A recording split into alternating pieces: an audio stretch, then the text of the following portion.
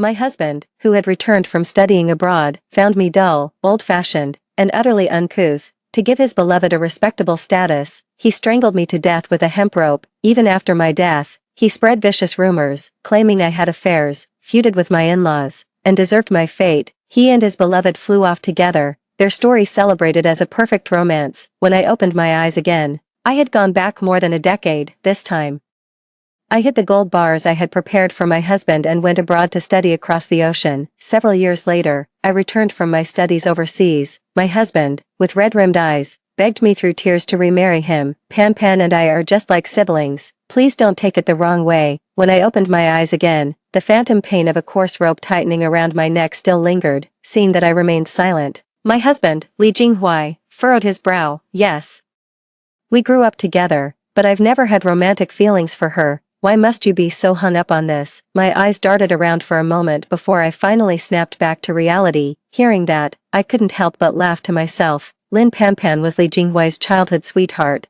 but he married me for my substantial dowry, using it as a marriage of convenience. After the wedding, the two of them met frequently, exchanging meaningful glances. At first, I truly believed there was never anything between them, but reality slapped me in the face, and in the end, it even cost me my life. Only now do I realize how utterly ridiculous I was. What kind of siblings embrace each other so openly and shamelessly? Li Jinghuai was taken aback, clearly not expecting me to openly contradict him. His face flushed slightly, but just as he was about to speak, his mother, who had been eavesdropping outside the room for quite some time, suddenly burst in. That's my son's good fortune. Plenty of women adore him. What's wrong with a good man like him having one or two confidants? Who are you to throw your weight around here? Without a moment's hesitation, I shot back. Oh yes, your son is certainly a lucky man. Or are you still dreaming of having a harem, having multiple wives? That's considered bigamy these days. Zhang Hong's face flushed crimson with rage, her whole body trembling with fury. I am your elder. Is that any way to speak to me? An elder is someone worthy of respect. What kind of elder are you? I had kept those words bottled up inside for far too long. Zhang Hong suddenly closed the distance in a few quick strides and slapped me hard across the face. I had no time to dodge, and a bright red mark instantly bloomed on my cheek. The metallic taste of blood rose in my throat several times, but I forced it down. I held my face, my inner world eerily calm. Li Jinghuai, I want a divorce. He stood by and watched for a long time, observing with cold detachment as Zhang Hong beat me. This wasn't the first time something like this had happened. Every single time, he would put on this act of having my best interests at heart. Your mother only wants what's best for you. Spare the rod and spoil the child. It's all out of love. A parent's kindness is greater than heaven itself. Now that you're my wife, of course you must honor them alongside me. In reality, he repeatedly takes the moral high ground, speaking to me with harsh and condescending words. This time, I'm determined to drag him down into the fray. He rose to his feet, trembling, unsure if it was joy or rage that moved him. You'd divorce me over something so trivial. I used to adore his face, but now I find it utterly terrifying. Beneath this human mask lies a foul and rotten core. Zhang Hong's expression instantly shifted, and she looked at me with a fawning gaze. My dear daughter-in-law, I was wrong. You and Jinghuai are still young, with so much life ahead of you. Please don't be so rash. I stood up by myself, my mind already made up. Every single incident from the past flashed before my eyes. If I could do it all over again, I'd live for myself. I've made up my mind. I have to get a divorce. They both fell silent for a moment. After a tense shift in the atmosphere, Zhang Hong was the first to break it with a cold sneer. Fine, we can get a divorce. But I'm not returning the dowry. I knew she'd pull a stunt like that, so I wasn't all that surprised. After all, that's just the kind of shameless person she is. Then we'll just let the court decide. With that, I turned and walked out first. I hadn't gone far before the conversation from inside the house reached my ears in its entirety. Mom, why did you have to go and meddle in her business for no reason? Now look what's happened. She actually wants a divorce. Don't worry, son. That woman would never leave you. She can't live without you. The conversation droned on, but I no longer wished to listen. I felt it was polluting my own ears. It wasn't until I returned to my parents' home and saw the worry on their faces that my fingers brushed against a sudden dampness. I realized then, without even noticing, my face was streaked with tears. Sweetheart, what's wrong? Did that Li Jinghuai boy do something to you? If he dared to hurt you, I'll make sure he answers for it. My father's expression was stern and earnest. I knew he meant every word, but it was this long-lost show of familial love that made me burst into tears. I remembered my past life, where Li Jinghuai strangled me to death with a length of hemp rope. After I died, my soul found no peace. Li Jinghuai spread vicious rumors about me, utterly destroying my reputation. Everyone scorned me. But my parents wept for 3 days and 3 nights over my death. Consumed by grief, they passed away not long after. Their lives cut tragically short, yet the one who caused it all now lives in perfect harmony with his new bride. The world praises them as a match made in heaven, a perfect golden couple. But few know that it was I who dug into my last savings to fund Li Jinghuai's studies abroad. The first order of business upon securing a stable position is to cut ties with the one you love. Is that all there is to it? In the end, my entire family became mere stepping stones for the Li family.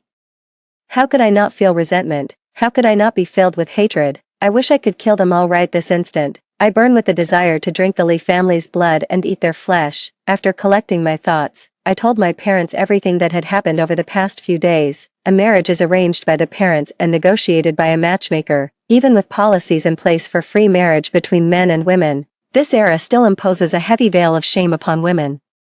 If a man seeks a divorce, society is quick to blame the woman's lack of virtue, yet, a person's reputation is of utmost importance, affecting not just the individual but their entire family. Therefore, I still need my parents' support. To my surprise, my parents didn't utter a single word of objection.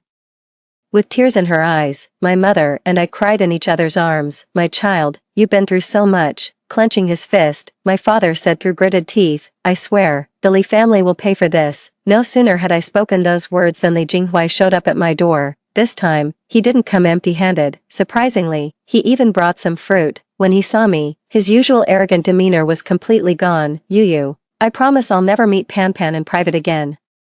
Surely you're satisfied now. You have to give me a way to save face here." He looked a bit helpless, but there was a hint of indulgence in his tone. To any outsider, it would definitely look like I was the one being unreasonable. That's his usual trick. But unfortunately for him, I won't be fooled again. What am I, a staircase salesman? Why should I make this easy for you? His face darkened instantly, and the look he gave me grew inscrutable. "You can't get a divorce without my consent.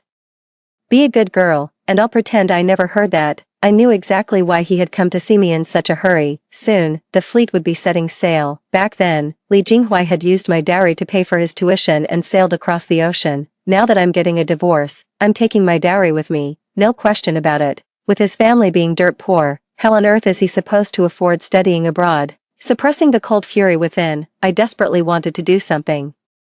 But I knew the time wasn't right. My dowry is still with the Li family. It's not yet time to burn bridges. This is not up for discussion. Get out. Li Jinghuai was furious, his face turning a deep, livid purple as he panted and snorted with rage. I stared at his face, contorted with anger, and saw no trace of the scholarly dignity he had once prided himself on. Before storming out, he even remembered to snatch up the fruit he had left on the table.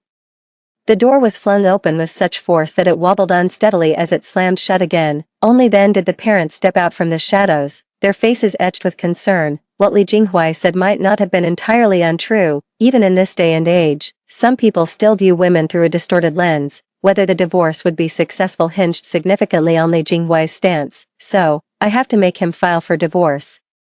That's the only way to secure the best possible outcome for myself. "Darling, what should we do?" After a moment's thought, I decided to go find Lin Panpan. To get there as fast as possible, I didn't hesitate to hire a private car. She had delicate, soft features and a petite frame, with eyes that were utterly captivating when they darted about. To anyone who looked, they would never suspect that beneath her beautiful face lay a heart as venomous as a serpent's.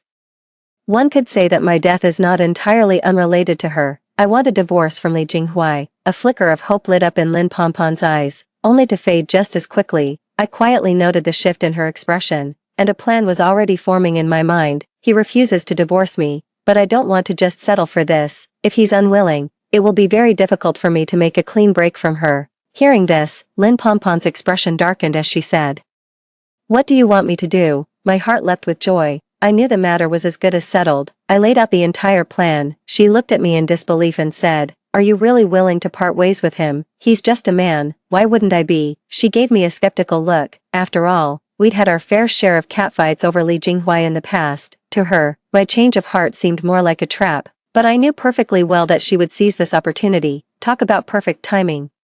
By the time I returned, the gossip about me had already spread far and wide. It didn't take a genius to figure out the Lee family was behind this scheme. A few of the neighborhood wives had gathered in front of the house. Their voices weren't loud, but they carried just enough for every passerby to hear. Poor Mrs. Lee, her daughter-in-law is so ungrateful. The woman just tried to correct her a little, and now she's throwing a fit about getting a divorce. Where does that woman get the nerve?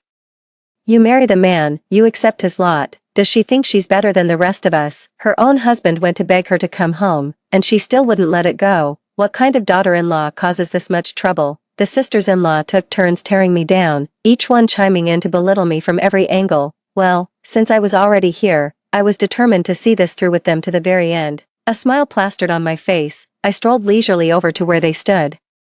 Wherever did you ladies hear such gossip? You seem to know even the most private details, or perhaps you enjoy eavesdropping. That's quite a talent. The state might just recruit you as spies. With just a few provocative words from me, they began to explain with awkward, embarrassed laughter. What are you talking about? We only heard it through the grapevine. It's nothing like that. No need for such modesty, sisters-in-law. Even an honest official finds it hard to settle family disputes. It seems you've overstepped, meddling in other people's private affairs. If it were true, that would be one thing, but if it's false, that's the crime of spreading rumors and slander. The moment those words were spoken, the women scattered in an instant, muttering excuses about going home for dinner and the like. They all dispersed. I watched the scene with a smile on my lips, but my eyes were cold. Although the rumor had collapsed under its own weight, this was certainly not the end of it.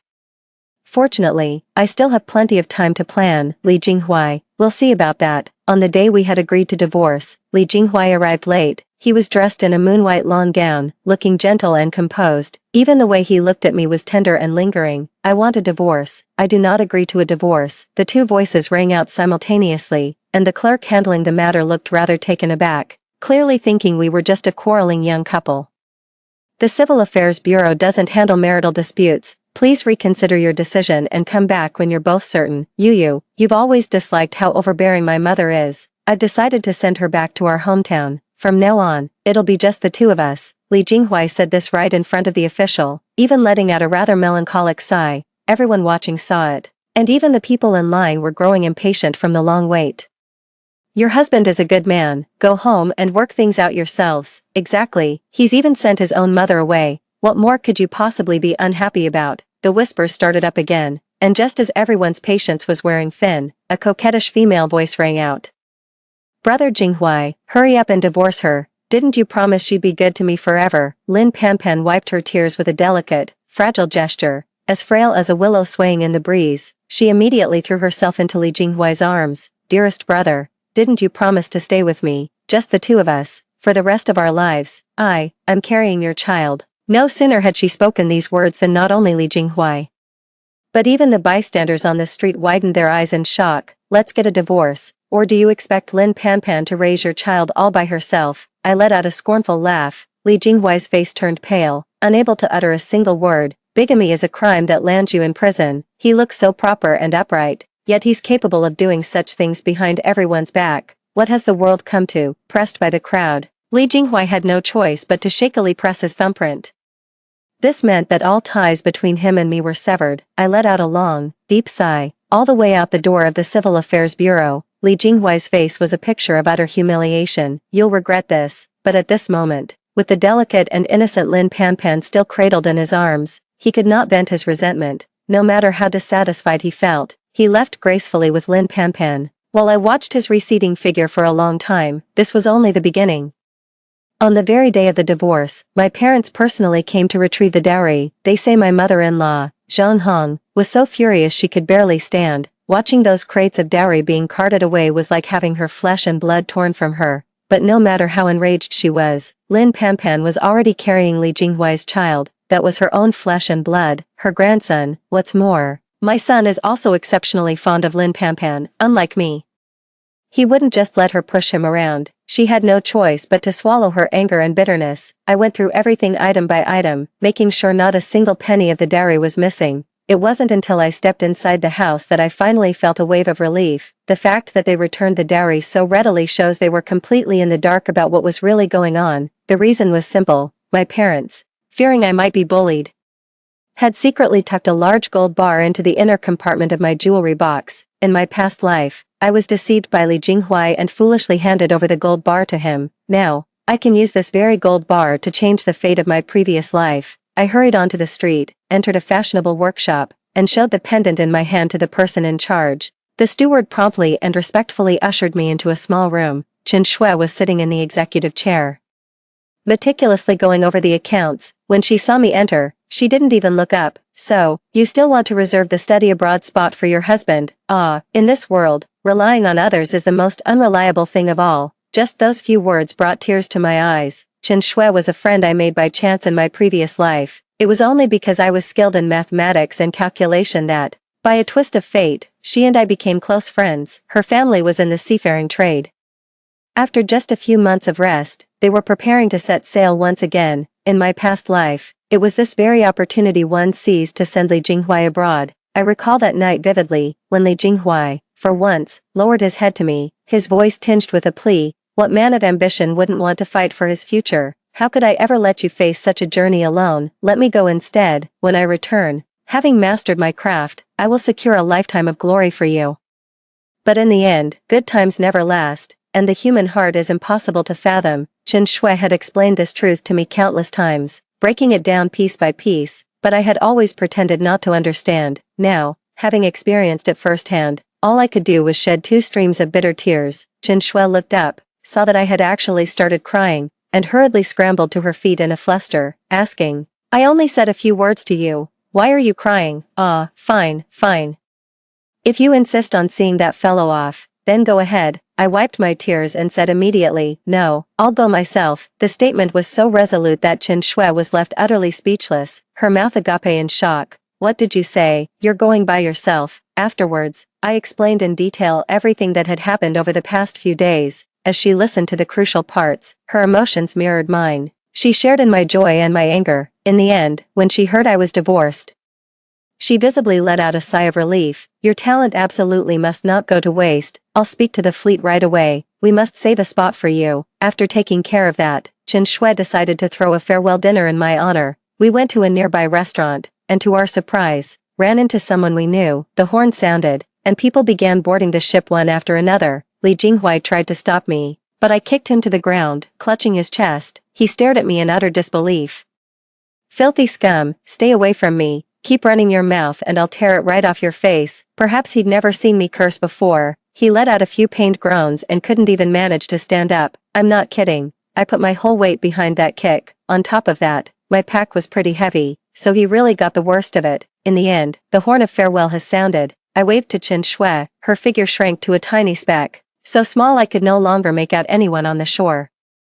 I knew it then, my time had come. For these 5 years, I will discipline myself with diligence, not daring to slack off for a single moment. I will not only return home after completing my studies, but I will also make those who look down on me eat their words. My past life's experience tells me that the textile industry of the Republic of China holds immense business potential. I need to be the first to master Western technology and seize the lucrative opportunity. This world still favors sons over daughters. That's why I must succeed. I will show the world that women are just as capable. On the day I returned home, my mind enriched with knowledge and my heart at ease, a great many people came to welcome me. In a daze, I remembered that Li Jinghuai had returned in the same way. He came back to the country surrounded by a crowd of people. The first thing he said after pulling me into the house was, "Let's get a divorce. Pan Pan has waited for me for 5 years. Someone like you, who's barely read a book and has such crude manners, what makes you think you deserve to be with me?" It was only then that I found out Li Jinghuai had secretly taken Lin Pan Pan abroad with him, using my gold bar to gild the reputations of both of them. When I asked him to return the gold bar, how did he respond? He sneered, his demeanor dripping with contempt. "Do you really think you're in any position to make demands of me now?" Later, when I refused to grant him a straightforward divorce, he ended up strangling me to death with a hemp rope. Even as I struggled, I pleaded that I would give up the gold and divorce him unconditionally. But he only let out a sinister laugh and said, "If you don't die, my Pan Pan will forever be just a second wife." How could I bear to let her suffer such indignity? Well, you only have yourself to blame for choosing me. Who told you to be so blind and foolish? The fault lies entirely with you. The moment the words left my mouth, I felt like a fish out of water, my strength slowly draining away. My hatred for him had reached its absolute peak. When I came to my senses again, the boat had already reached the shore. Chen Shui and I held each other and wept, while my parents kept stroking my head. Their faces streaked with tears, envious glances were cast our way from time to time. What a fortunate life, so young, with such a bright future ahead. Absolutely, if I had a daughter like that, I'd gladly give up having a son. Those words reached my ears, and I let out a soft chuckle. This was the opening scene of my attempt to shatter gender bias. From within the crowd, someone recognized me. Wait, isn't that Li Jinghui's ex-wife? My, she's really changed. My gaze swept through the crowd, and to my surprise, I spotted Li Jinghui standing at the very back. He was still wearing that same moon-white robe, but its edges were now frayed and worn, patched in several places, and he himself looked utterly haggard. Gone was the radiant, distinguished man from 5 years ago. Now, I'm dressed in a stylish new gown, and the bag I'm carrying probably costs more than his entire wardrobe. The disparity in our circumstances was painfully obvious at a glance.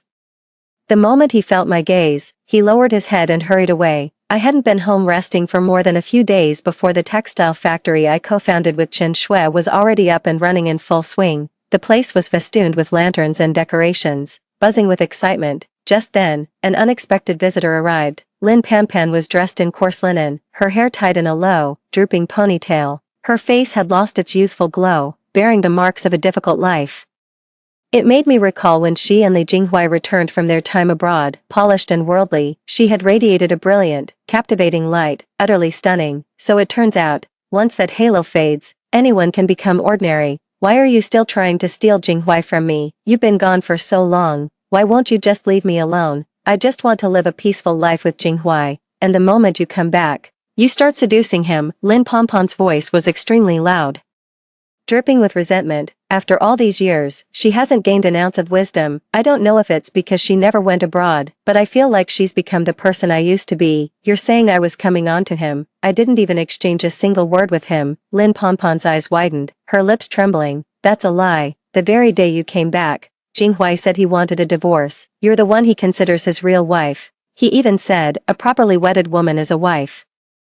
A woman who elopes as a concubine. All these years, he never truly saw me as his wife. I cut in impatiently. We have monogamy now. Don't bring up those old customs. All this talk of wives and concubines is giving me a headache. I don't think much of him at all, and I would never be with him. To my surprise, she completely broke down, gripping my shoulders with fierce intensity. That's a lie. Jinghui and I were the ones who were supposed to go abroad.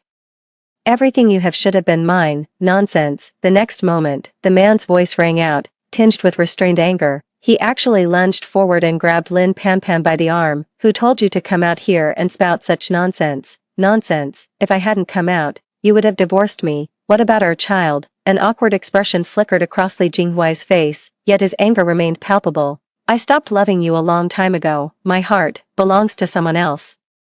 He glanced up at me, then quickly averted his eyes. I haven't wanted this marriage for a long time. I knew every word of that was meant for me. He had said things like that to me before. Li Jinghui's face was cold as he placed the divorce papers in front of me. I stopped wanting this marriage a long time ago. He's pulling out all the stops to divorce me, all to save face for Lin Panpan. So this is the person he truly loves, the one he's pursued his whole life.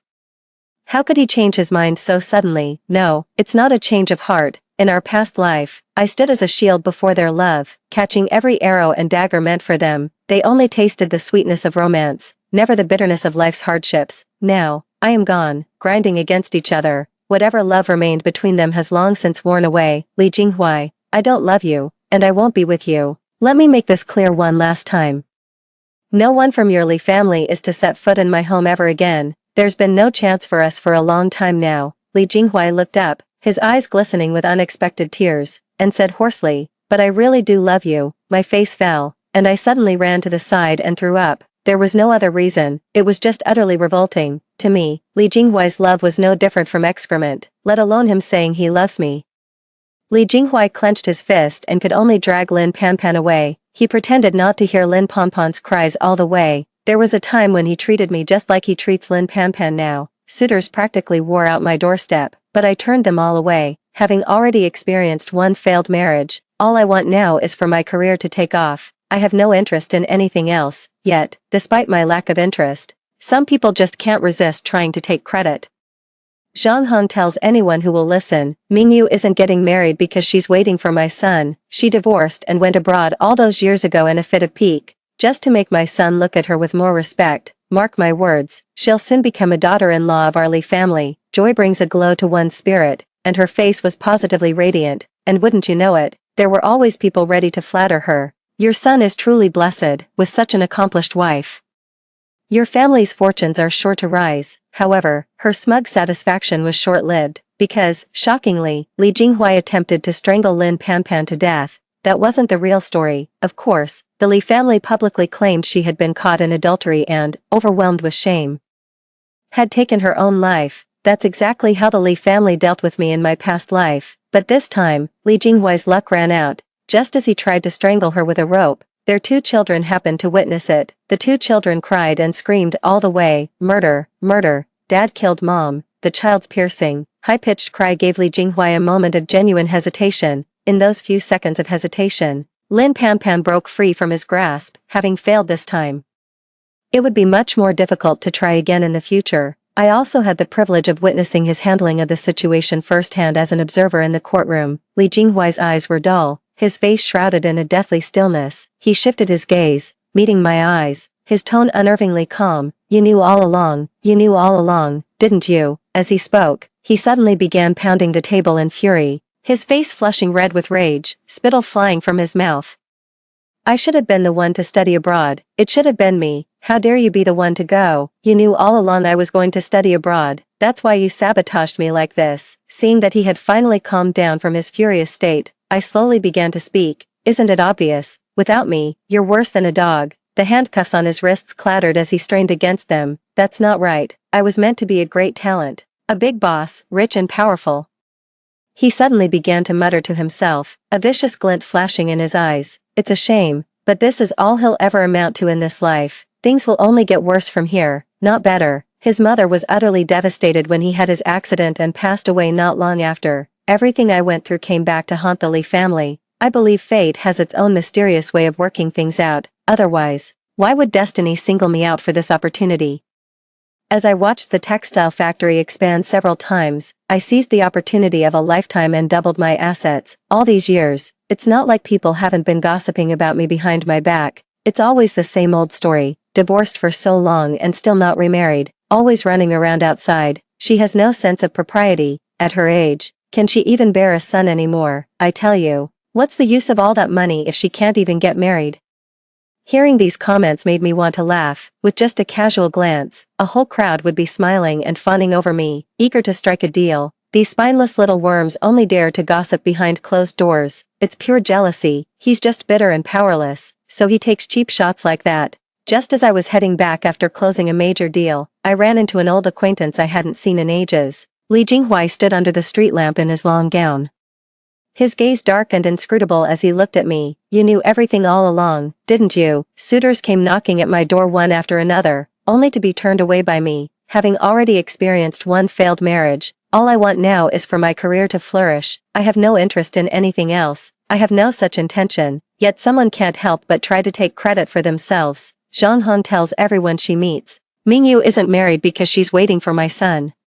She got a divorce and went abroad in a huff back then, all just to make my son think more highly of her. Soon enough, she'll be our Li family's daughter-in-law. Joy brings a healthy glow, and her cheeks were radiant, and of course, there were those who flattered her. Your son is truly blessed, with such an accomplished daughter-in-law. Your family's fortunes are sure to rise. However, her moment of pride was short-lived, because, to everyone's shock, Li Jinghuai actually tried to strangle Lin Panpan to death, attempted murder. That wasn't the real story. The Li family publicly claimed she was caught in the act of adultery and, overwhelmed with shame, took her own life. That's exactly how the Li family dealt with me in my past life. But this time, Li Jinghuai's luck ran out. Just as he was about to strangle her with a rope, their own son and daughter happened to witness it. The 2 children cried and screamed the whole way, "Murder, murder.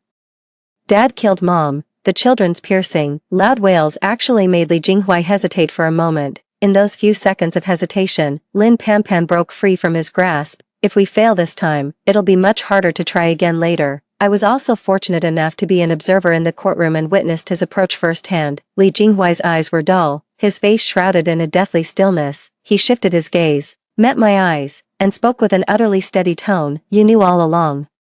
You knew all along, didn't you?" As he spoke, he suddenly began pounding the table in fury, his face flushing red with anger, spittle flying. "I should have been the one to study abroad. It should have been me. Why did it have to be you? You knew all along I was going to study abroad. That's why you set me up like this." Seeing that he had finally calmed down from his furious state, I slowly began to speak. "Isn't it obvious? Without me, you're worse than a dog." The handcuffs on his wrists clattered as he strained against them. "That's not how it is. I was meant to be a great talent, a big boss, with wealth and power." He suddenly began to mutter to himself, a vicious glint flashing in his eyes. "It's just a shame that this is all he'll ever be in this life. It will only get worse, not better." His mother was utterly devastated when he had the accident and passed away not long after. Everything I went through came back to haunt the Lee family.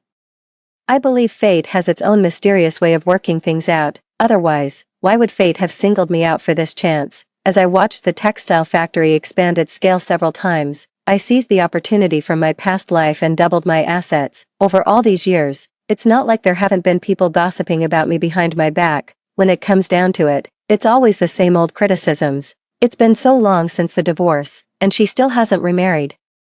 Rushing about all over the place every day, it's just not proper. At her age, can she even bear a son anymore? What's the point of all that money if she can't even get married? Hearing these words, I couldn't help but feel a bitter amusement. Yet, the moment I cast a casual glance their way, a crowd would instantly swarm over, all smiles and flattery, eager to secure a deal with me. These pathetic creatures only dare to gossip in the shadows. He was just jealous and powerless. So he resorted to mocking me with something like that. Just as I was heading back after finalizing a major deal, I unexpectedly ran into an old acquaintance I hadn't seen in ages. Li Jinghuai stood under the street lamp, dressed in a traditional long gown, looking at me with a shadowed gaze. "You knew everything all along, didn't you?" Story 2. In the final minute before the application deadline, when Yusi changed her first choice from Hua University to Peking University, after shutting down her computer, she felt as if a great weight had been lifted from her mind. It wasn't until she leaned back in her chair that her gaze accidentally fell upon the framed photo of the three of them on her desk. In the photo, the three of them stood at the entrance of Hua University, when Yusi was playfully sticking out her tongue. Flanked by Pei Yanche on her left and Song Xingye on her right, Pei Yanche's cool, sharp eyes were fixed on her, a doting smile softening his brow. Song Xingye casually slung an arm around her shoulder, resting his chin on the top of her head as he gazed at her with a hint of domineering possessiveness. When Yusi gave a self-deprecating smile and peeled off the slightly yellowed sticky note attached to the group photo, it read, "When Yusi, Pei Yanche, and Song Xingye are going to Hua University together." The determined strokes of the writing remained clear even after all this time. Without a moment's hesitation, she tore the sticky note to shreds and tossed it into the trash can. "Pei Yanche, Song Xingye, this time, I won't be going with you. From now on, you go your way, and I'll go mine." Ding dong, the phone on the desk suddenly rang.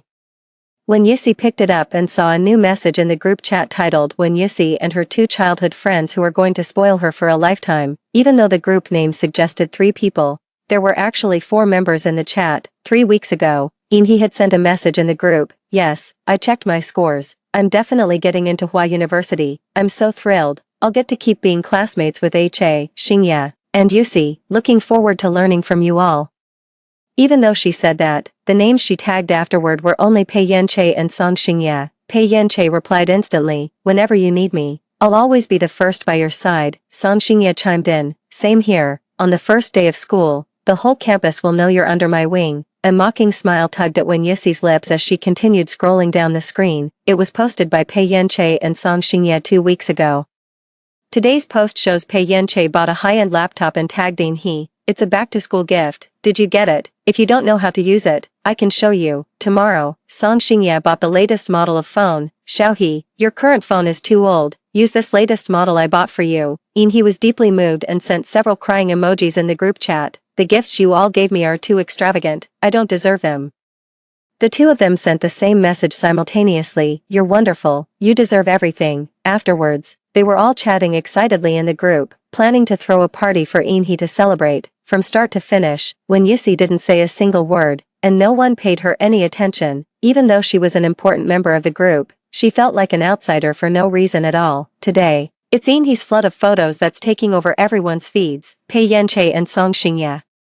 Like stars surrounding the moon, had Inhe at the center of the banquet hall. In the grand banquet hall, gift boxes were piled up like a small mountain. In the photo, Inhe smiled sweetly, like a beloved little princess. After posting the photos, she made a point of tagging Wen Yusi in the group chat. Yusi, are you really not coming? The banquet He and Xingye prepared for me is so grand, I'm so happy. Wen Yusi hadn't intended to reply until she saw the gown she was wearing and the jewelry around her neck. With a dark expression, she typed a reply, Inhe, where did you get that dress and jewelry you're wearing? Within seconds, Inhe sent a voice message, oh, I forgot to mention, I didn't have a gown for the event, and I figured you'd have plenty, so while you were out, I popped into your walk-in closet and borrowed a dress and a few pieces of jewelry. Her playful voice carried a hint of laughter, with the lively sounds of well-wishing audible in the background. When Yusi felt her temper flare instantly. How on earth did you get my passcode? She demanded, incredulous. Taking something without asking is stealing. Surely you know that. Before her message could even be sent, Pei Yanche and Song Xingye flooded the group chat,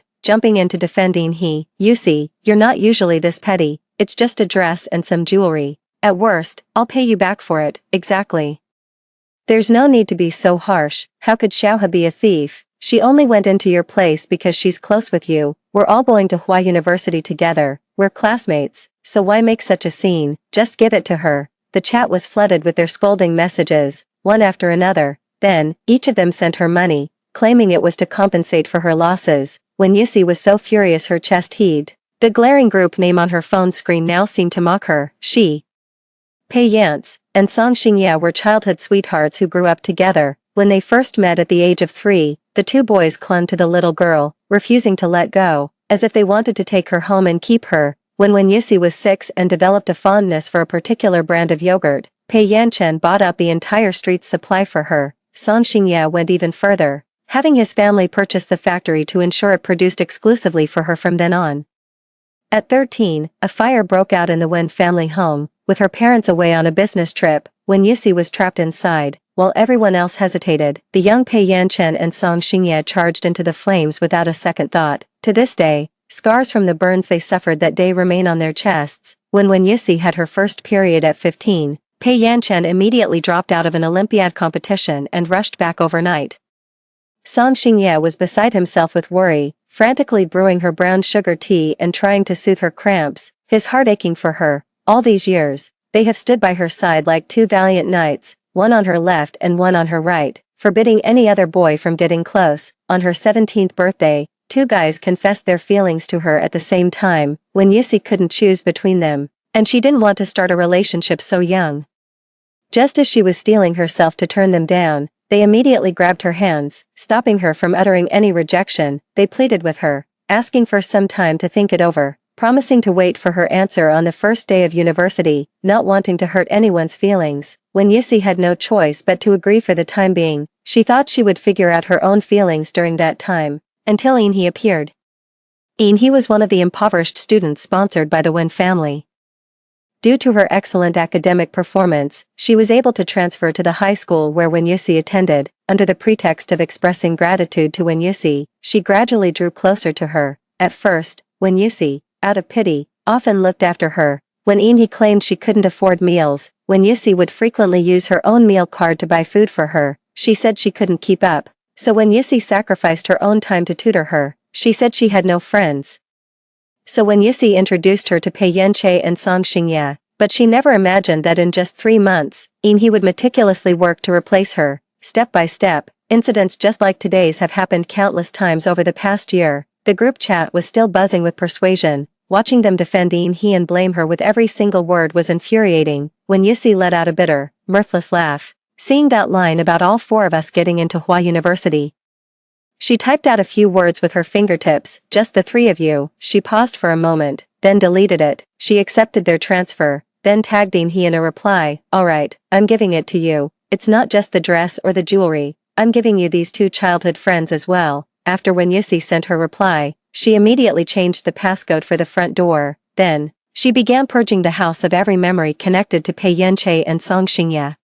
She gathered up many of the knickknacks and dolls from the shelf and tossed them into a box. Before she knew it, the box was completely full. As she carried the box downstairs to throw it in the dumpster, she ran right into Pei Yanche and Song Xingye, who were just returning from a party. They spotted the two veils in the trash almost immediately. When they played house with Yusi as kids, both boys fought to be her groom, nearly coming to blows. In the end, when Yusi had to accept both veils to calm them down, even then, they insisted that when she got married someday, she'd have to throw away the other boy's veil. Back then, when Yusi just blinked her big eyes and said, "How do you know I'll grow up and marry one of you?" the two of them blew up instantly, demanding she had to choose one of them. Now, seeing that when Yusi had thrown it away, and not just that, but every single thing connected to them, she had actually tossed it all out.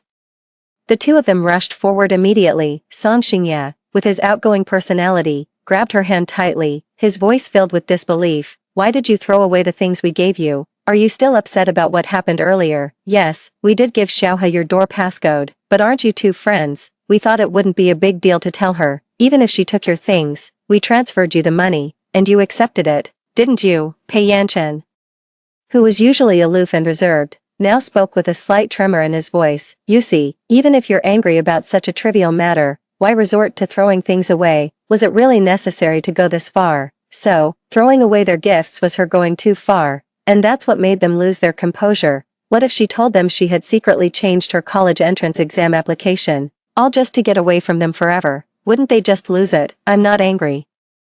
It's just that all this stuff has gone moldy, so of course it has to be thrown out." She spoke in a flat tone, her gaze resting on them as calm as still water. "You're really not angry anymore?" they asked in unison. When Yusi shook her head, no, after all, she would have nothing to do with these two from now on, so what was the point in holding a grudge? Hearing this, Song Xingye immediately breathed a sigh of relief. Pei Yanche's brow relaxed slightly. "Since it's gone moldy, it's just as well to throw it away. We'll buy you a new one later." She didn't say a word, only gave a quiet hum before turning and walking away with indifference. Watching her retreating figure, Song Xingye could still tell something was off. He knew when Yusi was saying one thing but meaning another. Irritated, he ran a hand through his hair, exchanged a glance with Pei Yanche, and jerked his chin up impatiently. "Should we go try to smooth things over?" Pei Yanche lowered his gaze, the depths of his eyes unreadable. "You go." His voice was cold. Song Xingye had just taken a step when, as if struck by a thought, he paused. "Never mind, she'll have to make her choice on the first day of school anyway. If she's still upset then, I'll explain the whole Inhe situation to her." Pei Yanche nodded, and the two of them went their separate ways home. For several days in a row, neither Pei Yanche nor Song Xingye came to see Wen Yusi. Through Inhe's constant social media updates, Wen Yusi knew they had been accompanying her, ticking items off her post-graduation bucket list: an amusement park she'd never been to, a planetarium she was curious about, the Great Wall she'd only ever read about in books. They each took Inhe to experience it for herself. When Yusi looked through them one by one, even in the mood to give a like. Then, on this day, she received her acceptance letter from Peking University.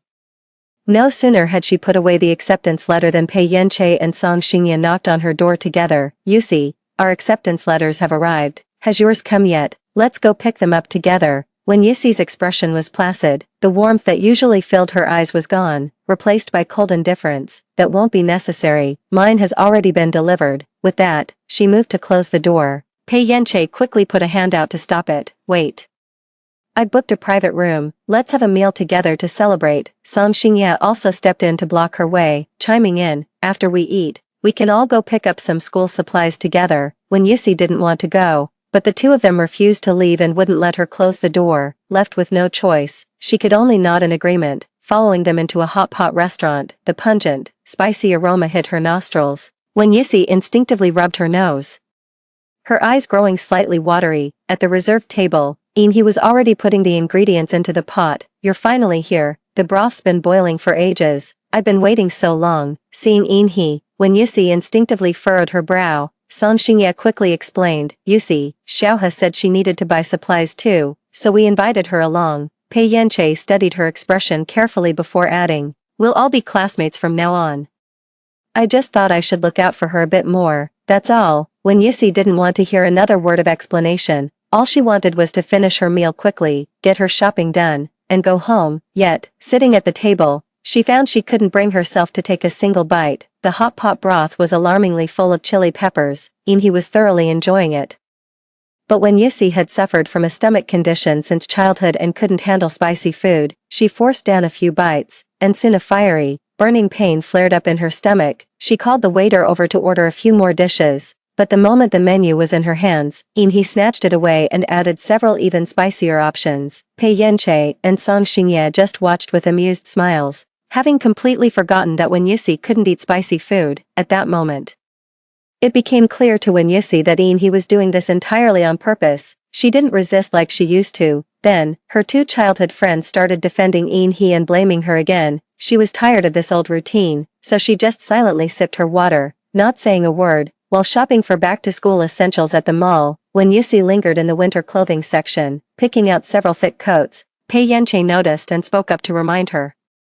Hua University is right here in the city. It's spring like year-round. You won't need these heavy clothes. There's no point in buying them. Hua University. But Hua University isn't where she's going. She didn't explain, brushing it off casually. I know. These clothes look fine. They'll do for traveling. Pei Yanche frowned slightly, his lips parting as if to speak. But in the end, he said nothing. On the way back, he hesitated for a long time before finally tugging gently on the sleeves of Song Xingye and Pei Yanche. Xingye, Yanche, is it okay if I don't go back? She bit her lip, her slightly downcast eyes still glistening with unshed tears. The neighborhood I live in, the slums, the security has been really bad lately. I'm terrified every time I have to go back, constantly on edge. As she spoke, she lifted her gaze to look at Song Xingye and Pei Yanche, her eyes full of pleading. Of course.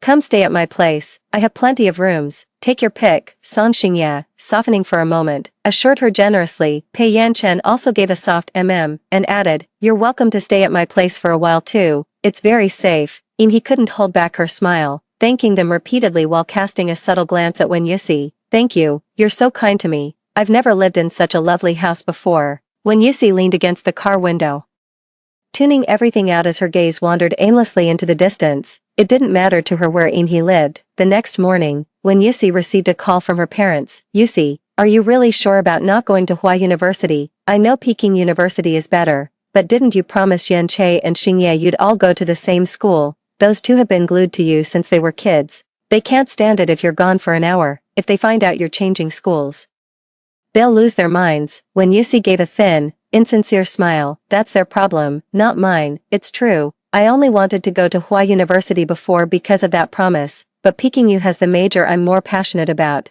This is my life, and I'll make my own choices. Hearing this, Mr. and Mrs. Wen didn't try to persuade her further. They just fussed over her with concern. Well, if that's the case, take good care of yourself at home while we're away.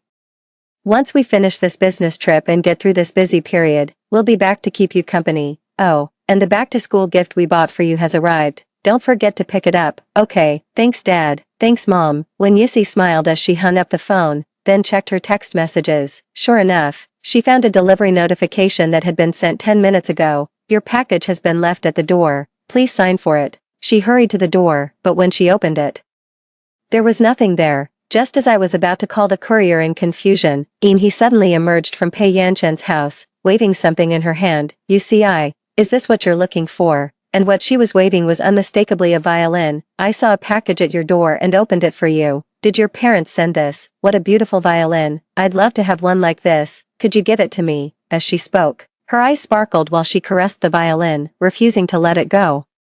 When Yusi had never encountered someone with such a complete lack of boundaries, for a moment, she almost doubted her own hearing. Has no one ever taught you not to just tear into other people's belongings? If you like it so much, why don't you just buy one yourself? Upon hearing this, his eyes instantly welled up with tears. She choked out, You know perfectly well my family can't afford it. Why do you have to humiliate me like this? When Yusi had no time for his performance and couldn't be bothered to argue further, she simply reached out to take the violin back. He clung stubbornly to the violin, her face a picture of pure adoration, refusing to let go. In the struggle, it was unclear who let go first, but the beautifully polished violin fell to the floor with a heavy thud. A hideous crack split the once perfect body of the instrument, glaringly obvious. When Yusi finally lost her temper, hearing the commotion, Pei Yanche hurried out. Next door, Song Xingye also rushed out immediately upon hearing the noise. As they burst out, what immediately met their eyes was his tear-streaked, delicate face. They both ran up to her. What's wrong? You were fine just a moment ago. Who upset you? She sniffled, her voice thick with unshed tears. Don't blame Yusi. She accidentally dropped the violin she just bought. so of course she's upset. I showed up suddenly, and she just took it out on me in a fit of anger. She even pushed me, but I'm not mad. If it makes her feel even a little better, I'd gladly take it. She dropped the violin. She took her anger out on Inha and pushed her. She understood every single word Inha said, yet when strung together, only two words echoed in her mind: preposterous, utterly preposterous. She thought he was just a manipulative little schemer, but she never expected her to be so morally bankrupt, capable of twisting black into white. Before she could even speak, Song Xingye's face darkened as he scolded Wen Yusi, even if you want to throw a spoiled brat tantrum, this is not the way to do it. Apologize to Xiaohe. Pei Yanche also chimed in coldly. Yusi, you've really gone too far. Apologize at once. Wen Yusi's temples were throbbing with rage, and it took all her self-control to keep her emotions in check. I should apologize. Pei Yanche, Song Xingye. There are security cameras in this hallway. Would you like to see what actually happened? Hearing this, he immediately grew more frantic, her sobs intensifying. Yanche, Xingye, please don't blame Yusi. I'm really fine. If you keep defending me like this, I won't be able to be friends with her anymore. At her words, Pei Yanche immediately took out a tissue, gently wiped the tears from her face, and patted her back. It's okay, it's not your fault, don't cry now, sweetheart. Song Xingye shot a cold glare at Wen Yusi. Just look at how you acted, and then look at how Xiaohe handled it. The difference is night and day. With that, the two of them shielded the tearful, heartbroken Inhe and turned to leave without a backward glance, watching their retreating figures. Wen Yusi felt a knot of bitter frustration tighten in her chest. I just have to keep telling myself, it won't be long now. Soon, she wouldn't have to see those three people ever again, and all ties with them would be severed. In 3 days, there was the class reunion that had been scheduled all along. Wen Yusi had just arrived when several classmates curiously looked behind her, their eyes quickly filling with disappointment. Yusi, where are the school heartthrob and the campus tough guy? Don't they usually follow you everywhere? Yeah. I heard you all got into Hua University. Rumor has it you have to choose between Pei Yanche and Song Xingye on the first day of school. Have you decided who you're picking? Before Wen Yusi could even open her mouth, a few classmates who'd always had it out for her jumped in to answer. Who's she going to pick? Does Wen Yusi even have a choice anymore? Pei Yanchen and Song Xingye clearly prefer Inhe now. Why are you even asking her? Can't you see what's going on? The group laughed mockingly, waiting to see Wen Yusi's reaction. They expected her to get angry, but to their surprise, she didn't say a word. She didn't even spare them a glance. Frustrated by her silence, they were about to continue their taunts when the private room door swung open. Pei Yanchen and Song Xingye entered, flanking Inhe on either side like two knights guarding their princess. The group quickly turned their gaze to Wen Yusi and burst into mocking laughter again. Now that neither the school heartthrob nor the top bully likes her anymore, I don't know what she's still acting so high and mighty about. That's not being high and mighty, that's being a stray dog. Ha ha ha, look at her, she looks just like a dog. The class monitor wiped the cold sweat from his forehead and hurriedly tried to smooth things over. Now that everyone's here, let's get the party started. The party was buzzing with lively chatter and noise. Pei Yanche carefully took off his jacket and draped it over Inhe's shoulders. The air conditioning is strong here, you should wear a bit more, he said. Song Xingye sat in a carefree, unrestrained manner, twirling the fruit knife in his hand with impressive flair. With a few swift swishes, the fruit peel fell neatly into the trash can. In no time, a bowl of fruit appeared before Inhe. He said lazily, eat more fruit and drink less. They took care of Inhe with the utmost consideration. Mindful of what happened last time, no one so much as glanced in Wen Yusi's direction. Wen Yusi sat in the corner, calmly eating her fruit, her expression radiating complete indifference. Partway through, someone started egging the group on to play Truth or Dare. Wen Yusi had no desire to join in but was dragged into the game anyway. After a few rounds, Wen Yusi lost. Alright. It's Wen Yusi's turn to share a secret with everyone. A secret? Wen Yusi chuckled inwardly, her gaze sweeping past Pei Yanche and Song Xingye. Then she said nonchalantly, my secret is this. On the first day of school, I'm going to get rid of 2 things. The others failed to grasp the deeper meaning in Wen Yusi's words and seemed rather unenthused. That's hardly a secret. Losing something doesn't count as a secret. I'll let you slide this time, but don't be so half-hearted about it next round. She nodded but offered no explanation, unfortunately. Wen Yusi was the one who lost again in the next round. Suddenly, the whole room erupted in teasing and cheers. Yusi, we're not letting you off the hook so easily this time. Let's think of a tough one. How about this? If you had to choose, who would you pick as your boyfriend, Pei Yanchen or Song Xingye? The moment the question was asked, Everyone in the private room craned their necks, waiting for the answer. Pei Yanche was so nervous he took several gulps of water in quick succession.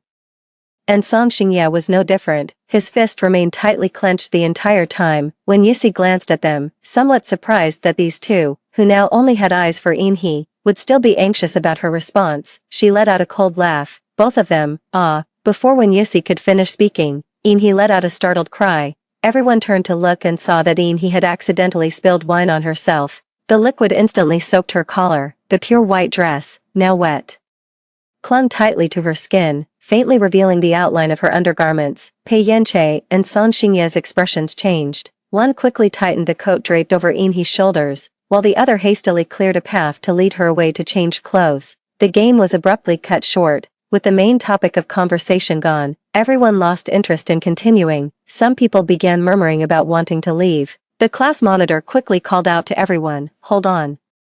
Don't go yet, the teacher bought a lot of fireworks, let's all go set them off by the river to celebrate the start of our new journey." At those words, the person who had just been whispering about wanting to leave fell silent. After quite a wait, Inhe finally arrived, fashionably late, flanked protectively by Pei Yanche and Song Xingye. She was wearing a voluminous, multi-layered pink princess dress, a gift from Pei Yanche. Her crystal shoes, astonishingly, were studded with diamonds, priceless and procured by Song Xingye. She made a dazzling entrance, like a precious little princess. The crowd whispered among themselves, murmuring in awed admiration. It must be noted, both the dress and the shoes were the latest haute couture from C. Only when Yusi gave it a brief glance before paying it no further mind, the group made their way to set off the fireworks in high spirits. Brilliant bursts of fireworks bloomed in the pitch-black sky, and nearly everyone was silently making a wish. Only Inhe shouted towards the river, "I hope Pei Yanchen's and Song Xingye's wishes all come true." Hearing this, a flicker of emotion stirred in Pei Yanchen's usually indifferent eyes. Song Xingye laughed heartily, his expression softening as he gently ruffled Inhe's hair. "Silly you," he said, "who makes a wish for someone else's sake?" Inhe turned her head, pouting playfully as she smiled at the two of them. "But you two are the most important people in my heart." Pei Yanche and Song Xingye both couldn't help but chuckle, speaking in unison, "And you are the most important person to me." When Yusi felt the air had grown thick with a sweetness so cloying it was almost sickly, and she had no desire to remain in their vicinity any longer. So she turned and went to a corner, quietly watching the fireworks by herself. Noticing this, Inhe immediately tugged at Pei Yanche and Song Xingye. "Yusi seems upset, she didn't even set off any fireworks. Let's go cheer her up. I'm not angry about what happened last time anymore, so you two shouldn't be either." Hearing this, Pei Yanche's eyes darkened, and his feet seemed rooted to the ground, unmoving. Song Xingye also turned his head away, refusing to look at Wen Yusi or budge an inch. "Well, if you won't go, then I'll go cheer her up and give her a little surprise." As she said this, she smiled, scooped up a bundle of fireworks, and as she crept up behind Wen Yusi, she quietly lit them and tossed the whole bunch right onto her head. With a loud bang, the fireworks exploded. Everyone turned to look, only to see Wen Yusi completely engulfed in flames. Yusi, Pei Yanche and Song Xingye's hearts clenched, and they dashed over like madmen. When Wen Yusi came to again, she opened her eyes to a sterile white expanse, the sharp scent of antiseptic filling her nostrils. The slightest movement sent a wave of excruciating pain through her entire body. The nurse changing her dressings quickly intervened. "Don't move, you have severe burns. Thankfully, you were brought in promptly and received skin grafts, which should prevent scarring. Otherwise, a face as lovely as yours and skin so fair would have been ruined." Remembering the scene just before she lost consciousness, a chill settled deep in Wen Yusi's heart. She truly couldn't fathom how a person could be so cruel. She wanted to speak, but the pain racking her body left her with no strength. The nurse then added, "Oh, by the way, it was two very handsome young men who brought you to the hospital. You were unconscious when they arrived, so you didn't see how frantic with worry they were. They've been by your side for every moment you've been out. And they only just agreed to get some rest. Should we go wake them, they'd be over the moon to know you're awake." When you see, I quickly stopped her. "No, don't." She didn't want to see Pei Yanche or Song Xingye. The nurse nodded and wheeled the medication cart away. Yet, before long, Pei Yanche and Song Xingye, having learned the news, hurried over anyway. Though usually fastidious, their eyes were now bloodshot, their shirts unchanged for days, their gazes filled with nothing but heartache. The moment he saw her, his eyes were still trembling. "Yusi, are you alright? I'm sorry, we failed to protect you." Before Wen Yusi could speak, Pei Yenche spoke up again, handing over a thick stack of handwritten apology letters. Yusi, I know you're in a lot of pain. Inha was definitely in the wrong this time, but she didn't mean it. For every day you were unconscious, she's been racked with guilt, constantly thinking of how to apologize to you. Please, just forgive her. Hearing this, a chill ran through Yusi's palms. I'm the one who got hurt. If she feels guilty, am I supposed to be responsible for that, too? Yusi, that's not what I meant. Inha just wants to apologize to you. Want to apologize? Fine, let her come here and suffer the same injuries I have. With that, she closed her eyes, unwilling to look at their faces any longer. Song Xingye furrowed his brow, keeping his voice as gentle as possible. Yusi, don't be so confrontational.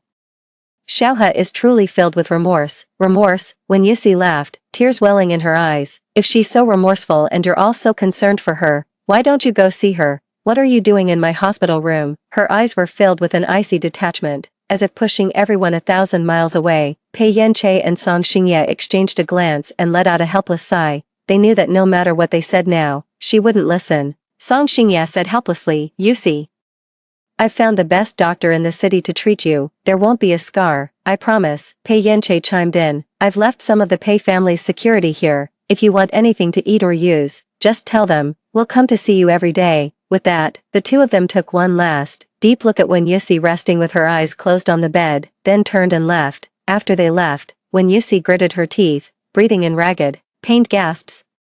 The anesthesia had worn off the moment she woke up. It felt like her whole body was being twisted by knives. She had been stubbornly holding back her anguish and pain, refusing to let out even a single whimper of weakness. It wasn't until some time later that Mr. and Mrs. Wen hurriedly arrived. Yusi, are you in pain? The moment her parents' words of concern reached her, Yusi could hold back no longer. The tears she had been fighting for so long finally broke free and streamed down her face.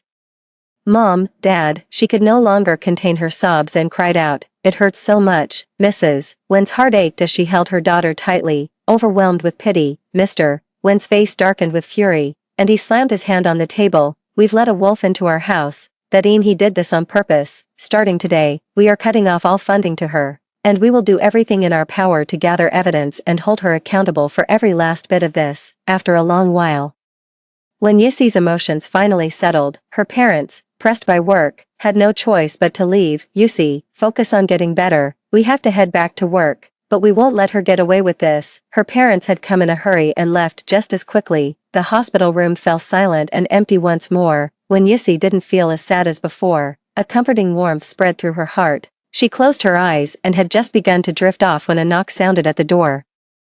Before she could utter a word, she heard the hospital room door being pushed open. This time, it was Inhe who had arrived. She wept pitifully, tears rolling down her cheeks in large drops. Between sobs, she pleaded, I'm sorry, Yusi, please forgive me, won't you? I can't survive without the Wen family's support, and I can't go to jail. I wouldn't be able to go on living. I'm so sorry. I truly didn't mean to do it. I swear. Please. I'm begging you. Can you find it in your heart to forgive me?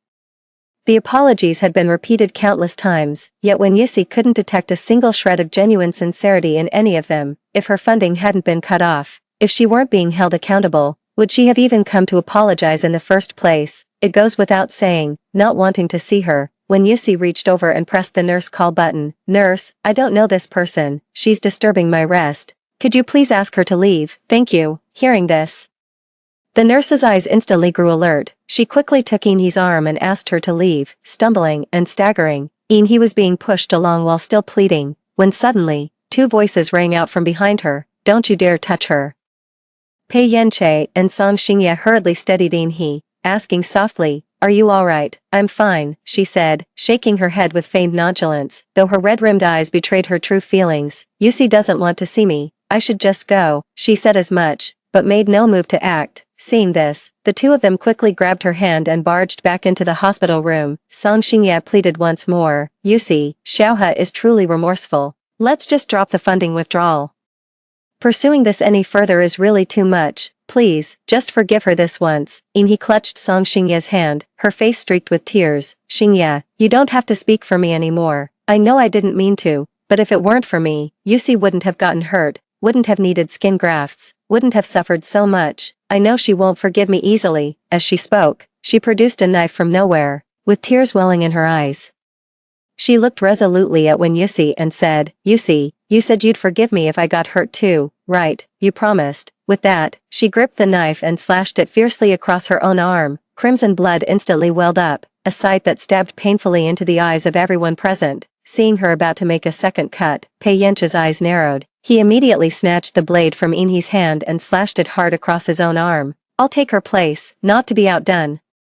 Song Xingye took the knife and cut his own arm. If 2 cuts aren't enough, I'm here too. I'll bear it for Xiaohe as well. Lying in the hospital bed, when Yusi watched the 2 of them vying to take the blame for Inhe's injury, for a moment, she felt utterly dazed. Did she even know these 2 people standing before her? The 3 of them had been childhood friends for over a decade. Inhe had only been around for a month. How could things change so fast? The 3 people before her were still arguing back and forth, suppressing the ache in her chest. When Yusi lowered her gaze and finally spoke, I don't accept emotional blackmail. Whether to forgive or not is my decision. I need to rest now. Please leave. Her voice was icy, and her expression remained utterly unchanged even as the 3 people before her bled profusely from their arms. Pei Yenche and Song Xingye exchanged a glance, each seeing the astonishment mirrored in the other's eyes.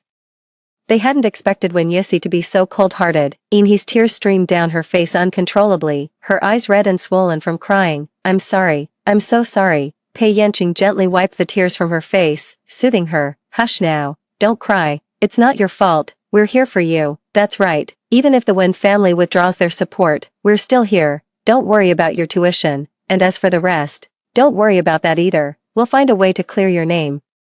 Song Xingye added, trying to console her. Hearing this, when Yusi closed her eyes, a faint, mocking smile tugging at the corner of her mouth, she knew perfectly well that if they wanted to, they could certainly protect Inhe, so why come begging for her forgiveness, to put on a sickeningly sweet lovey-dovey show in front of her? She stayed in the hospital for a long time, and Pei Yenche and Song Xingye came to see her almost every day. She refused to see them every single time.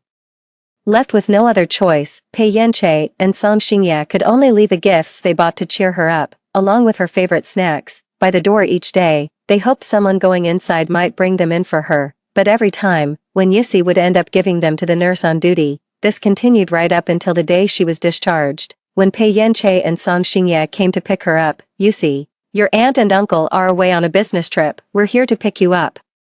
When Yusi didn't even glance at them, turning to leave in another direction, Pei Yenche's expression darkened as he grabbed her hand. Yusi, because you were upset. We haven't seen Inhe lately. It's understandable if you don't like her, but why are you being so distant with us, too? Hearing this, when Yusi couldn't help but find it laughable, was she the one who deliberately created this distance? Wasn't it them who pushed her away step by step, forcibly cutting her off? She only let out a few laughs and didn't answer. Song Xingye drove the car over and blocked the entrance. Yusi, if you don't get in the car, we'll stay right here. I guarantee no car on this road will be able to get through. As if to prove his point, a car not far away soon honked its horn in protest. Then came a second, a third, and more. Song Xingye opened the car door. Sorry, I need to calm her down. I'll move the car as soon as she forgives me, not wanting to hold up traffic. When Yusi had no choice but to get in the car, the moment they got in the car, the 2 of them started showering her with attention. Yusi, look, it's that cake from your favorite bakery. You've been wanting to try it, right? I waited in line for ages. Song Xingye held up the strawberry cake, his eyes sparkling like a puppy seeking praise. No, thank you. I don't like that anymore. It's too rich. She refused coldly. Pei Yenche slid an exquisitely packaged ointment towards Wen Yusi. It's alright if you don't like it, he said. This is an ointment I got from a renowned medical professor abroad. It will help your wound heal better. She pushed the ointment back. That won't be necessary. The hospital prescribed medication, so I have no use for this. No matter how attentively the 2 of them tried to please her, when Yusi refused each and every gesture, suddenly, she felt as if something had been stuffed into the crevice of her seat. She pulled it out. It was a note. In elegant handwriting, it read, Princess Xiaohe's co-pilot. When Yusi couldn't help but let out a derisive snort, Song Xingye hastily snatched the note and tore it to shreds. Yusi, don't get the wrong idea. I lost a bet last time. His frantic movements seemed driven by a fear that she would misunderstand. When Yusi let out a light, dismissive chuckle, that has nothing to do with me. With little interest, she closed her eyes, indifferent to their reactions. Song Xingye's expression changed instantly. How can it have nothing to do with you? Have you forgotten what you promised us? You were supposed to make your choice on the first day of school. A flicker of emotion passed through Pei Yanchen's cool gaze as he couldn't help but ask, have you made your decision? When Yusi shot them a glance, it would be more appropriate for you to ask he that question. Why would we ask he? We don't have those kinds of feelings for her, Yusi. Have you misunderstood something? Their expressions changed abruptly, and they both rushed to explain themselves, but when Yusi had no desire to listen any further, she closed her eyes, resting her head against the car window, shutting out the world.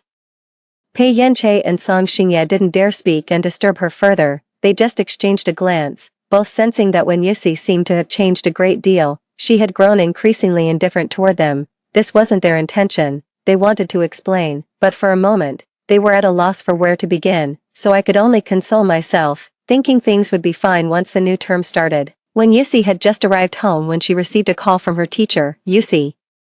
You did exceptionally well on the exams, you're the top scorer in our city, the school would like to invite you back to give a speech to the younger students and share your study methods. When Yusi hesitated for a moment, if she gave that speech, she wouldn't be able to keep her change of university application a secret, but after only a moment's hesitation, she agreed, they would find out about her changed application eventually. She had only kept it a secret to avoid a fuss. But the decision was final, no amount of their freaking out could change that. She couldn't let the fear of them finding out hold her back. More than that, she genuinely wanted to share some study tips with the younger students. With that in mind, she spent the next 3 days thoroughly preparing for the speech. Just as she was about to go on stage, Pei Yanche and Song Xingye stepped in front of her, blocking her path. Song Xingye spoke up, a bit awkwardly, Yusi. You don't need to go on stage this time, why don't you come grab a bite to eat with us instead, or if there's somewhere you'd like to go, we can take you. When Yusi looked at him, his expression tense, his eyes darting to the corner several times, and asked, puzzled, what do you mean? Pei Yanche fell silent for a few seconds before continuing, he really wanted to practice her public speaking skills. So I asked my father to step in and arrange for her to take this speaking opportunity instead. Mr. Pei had invested in several buildings, changing the speaker at the last minute was a simple matter of him saying the word. At that moment, Inhe's clear, crisp voice rang out from the stage. Following the sound, she looked up and was surprised to see Inhe standing prominently on the stage, watching when Yusi standing there dazed and lost in thought. Pei Yanchen and Song Xingye couldn't help but feel their hearts in their throats, they braced themselves, waiting for her to erupt in anger, yet, after a long moment, her face remained cold and impassive, showing no sign of fury. All the various countermeasures they had prepared were now rendered useless, when Yusi merely offered a faint smile, said nothing, and turned to leave. What a pity, Pei Yanche, Song Xingye, you've missed your last chance to learn the truth. On the first day of the new semester, when Yusi's parents made a special trip back home, Yusi, is all your luggage packed? Peking University is so far from Jing City, over 3,000 kilometers, you mustn't forget anything important, Mrs. When fretted, double-checking the suitcases over and over, her father said with concern, let me drive you to the airport, I'm worried about you traveling so far alone. No need. When Yusi said with a smile, shaking her head, I'm all grown up now. You're both busy with work, so don't worry about me. Despite her words, her mother was still uneasy. She wiped her tears, her voice trembling slightly. How can we not worry with you going so far away all by yourself? Hua University is right here in the city, yet you're choosing to go to the other side of the country. When Yusi hugged her mother with a smile, Mom, you're crying this much just because I'm going to school. What will you do when I get married someday? You'll probably cry yourself into a faint, Mrs. When suddenly remembered something, she quickly took a slip of paper from her bag, on which was written a string of phone numbers. Yusi, actually, our family arranged a marriage for you when you were little, but since Pei Yanche and Song Xingye were always following you around, we always assumed you'd end up marrying one of them, so we never brought it up. Looking at it now, they aren't right for you either. That young man is also studying at Peking University, at the same school as you. Arranged marriages may be a thing of the past, but if you two get along, that's wonderful. If not, you can still reach out to him if you ever need help. It's good to have someone to rely on. As she spoke, Mrs. When placed the note into Wen Yuxi's palm, just as she was about to refuse, Pei Yanche and Song Xingye suddenly walked in. Don't worry, Uncle and Aunt, we'll take good care of Yusi. Everyone present knew the two had misheard and mistakenly thought the remarks were about them, yet each person remained silent, with no one speaking up to clarify the truth. When Yusi calmly placed the note into her own pocket and said, Don't worry, Mom, I understand. Mrs. When wiped her tears and murmured in response, while Mr. Wen's eyes also welled up, unable to hold back his emotion. Pei Yanqi and Song Xingye exchanged a glance, puzzled by the intensity of their tears. Uncle, auntie. They said, Huada University is right here in the city. Even though Yusi will be living on campus, she can come home anytime on weekends. If she gets homesick, we can even drive her back every day. Mr. and Mrs. Wen sighed, saying nothing. Pei Yanqi and Song Xingye, noticing nothing amiss, hurried to Wen Yusi's room and eagerly offered to carry her suitcase, but once inside, they were both taken aback. Pei Yanqi asked in surprise, Isn't it just in the same city? You can come home anytime.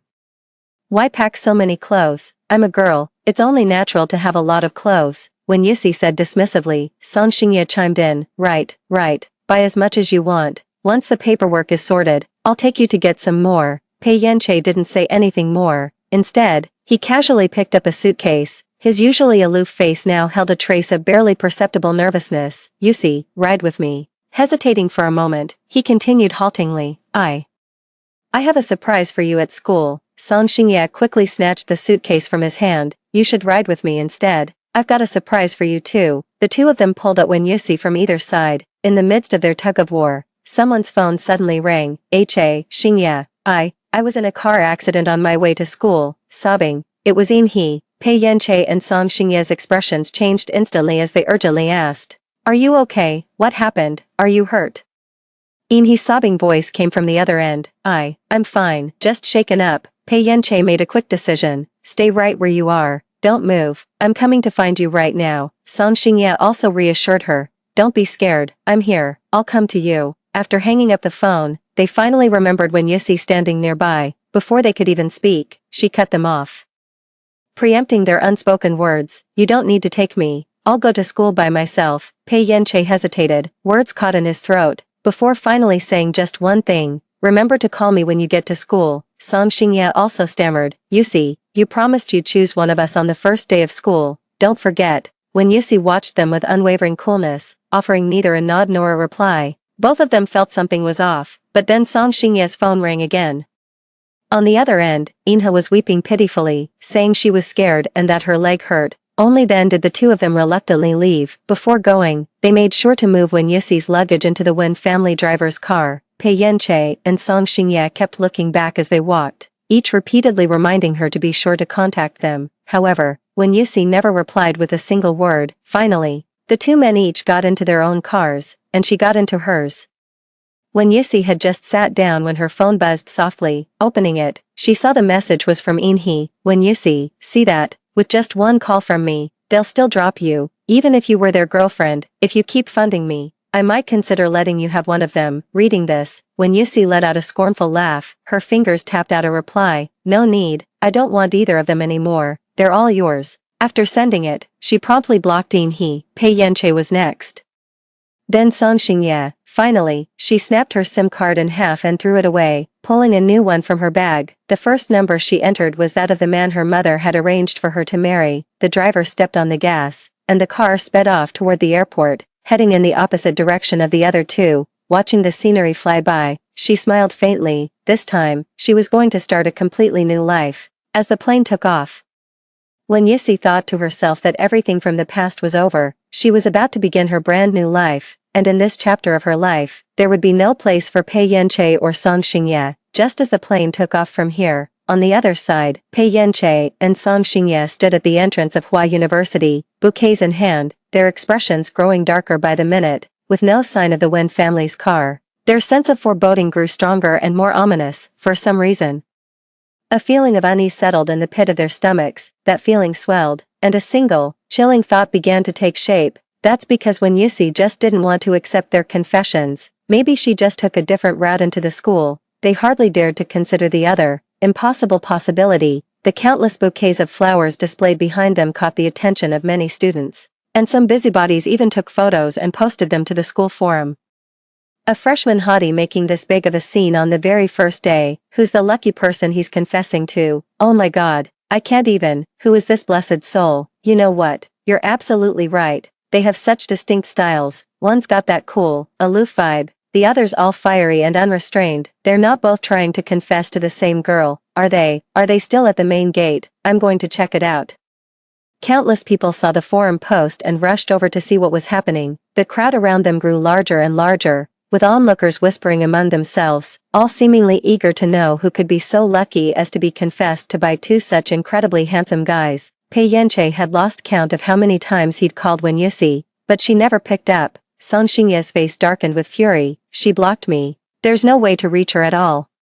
He gripped the phone so tightly he was practically crushing it. Clearly, the same irritation was written in Pei Yanchen's cold, distant eyes. Same here. They had never encountered anything like this before. Wen Yusi would never just cut off contact like this. Something must have happened to her. All the gifts prepared in advance, flowers, diamond rings, and the like, were left scattered on the spot. Pei Yanche raced home without a second thought. While Song Xingye hurriedly searched for Wen Yusi at the school, the door of the Wen residence was knocked on once more. This time, it was a long while before someone answered. It wasn't Wen Yusi, but one of the household servants. Young Master Pei, how may I help you? At the sight of the servant, Pei Yanche's brow furrowed deeply, and he was momentarily struck speechless. After a brief silence, he finally spoke. Is Yusi still at home? As he spoke, his gaze searched further into the room. There was no sign of Wen Yusi's luggage, nor of the woman herself. In the house, the servant was utterly confused. Young Master Pei, the young lady left with you this morning. How could she possibly still be at home? Pei Yanche gave a soft hum in acknowledgement, then continued. Are her parents still at home? I have something I'd like to ask them. Oh. The master and mistress left on a business trip out of town right after you all departed. They're not home. You could try calling them. The servant answered honestly, then slowly closed the door. Pei Yanche's eyes darkened, his fingers curling into tight fists. If only the call would go through, he muttered to himself, a wave of inexplicable loneliness washing over him. Could it be that Yusi was avoiding them because she truly didn't want to accept their confession? They had rushed to the school as fast as they could after dealing with Inhe's matter, all ready to pull off the surprise, so why were they still a step too late? They were so close to being able to explain everything. Pei Yanche returned to the school, utterly dejected. Meanwhile, Song Xingye wasn't faring any better on his end. He went around asking if anyone knew Wen Yusi, but the passing students all just shook their heads. A kind-hearted student spoke up to advise him. Hey man, this isn't the way to go about it. If you're looking for someone, you should ask at the Student Affairs Office or check with the Academic Affairs Office. They can look it up in the system for you. That'd be way faster. In his frantic state, Song Xingye had lost his head for a moment. He thanked the student profusely. He felt like such an idiot for resorting to such a clumsy method to find someone. After receiving the tip, Song Xingye hurried to the Academic Affairs Office and found the teacher in charge of student registration. Professor, my girlfriend is also a new student here, but I haven't been able to reach her at all.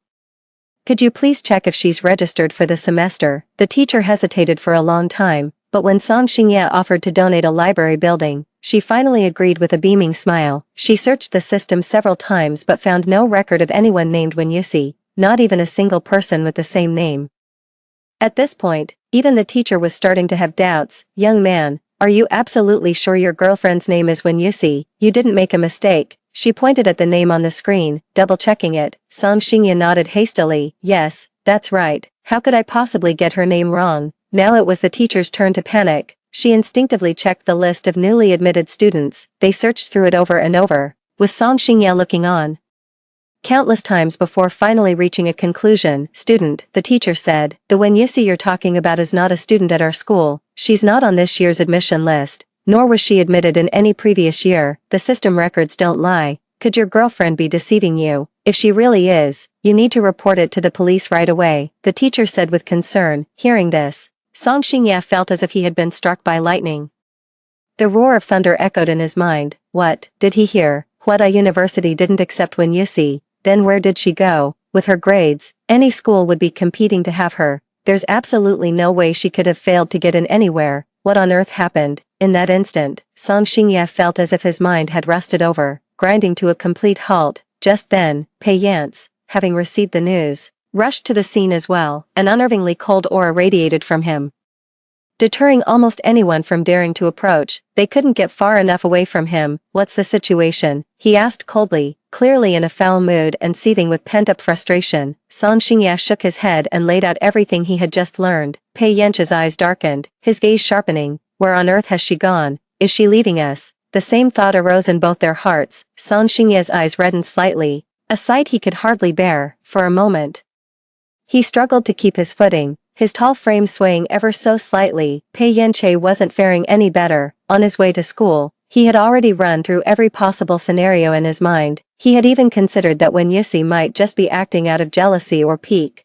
but it never crossed his mind that she would actually leave them. For a moment, neither of them could quite come to terms with it. For a fleeting moment, they both wondered if they had pushed her too hard, driving her to this. But the next instant, a boy's voice cut through their thoughts. "Hey, handsome, there's a girl at the school gate who picked up your gifts and flowers. She says she knows you. You'd better go check it out. It's starting to rain, and you don't want her to catch a cold." Hearing this, Pei Yenche and Song Xingye exchanged a glance, the same spark of surprise and excitement flashing in each other's eyes. Song Xingye was overjoyed for a moment.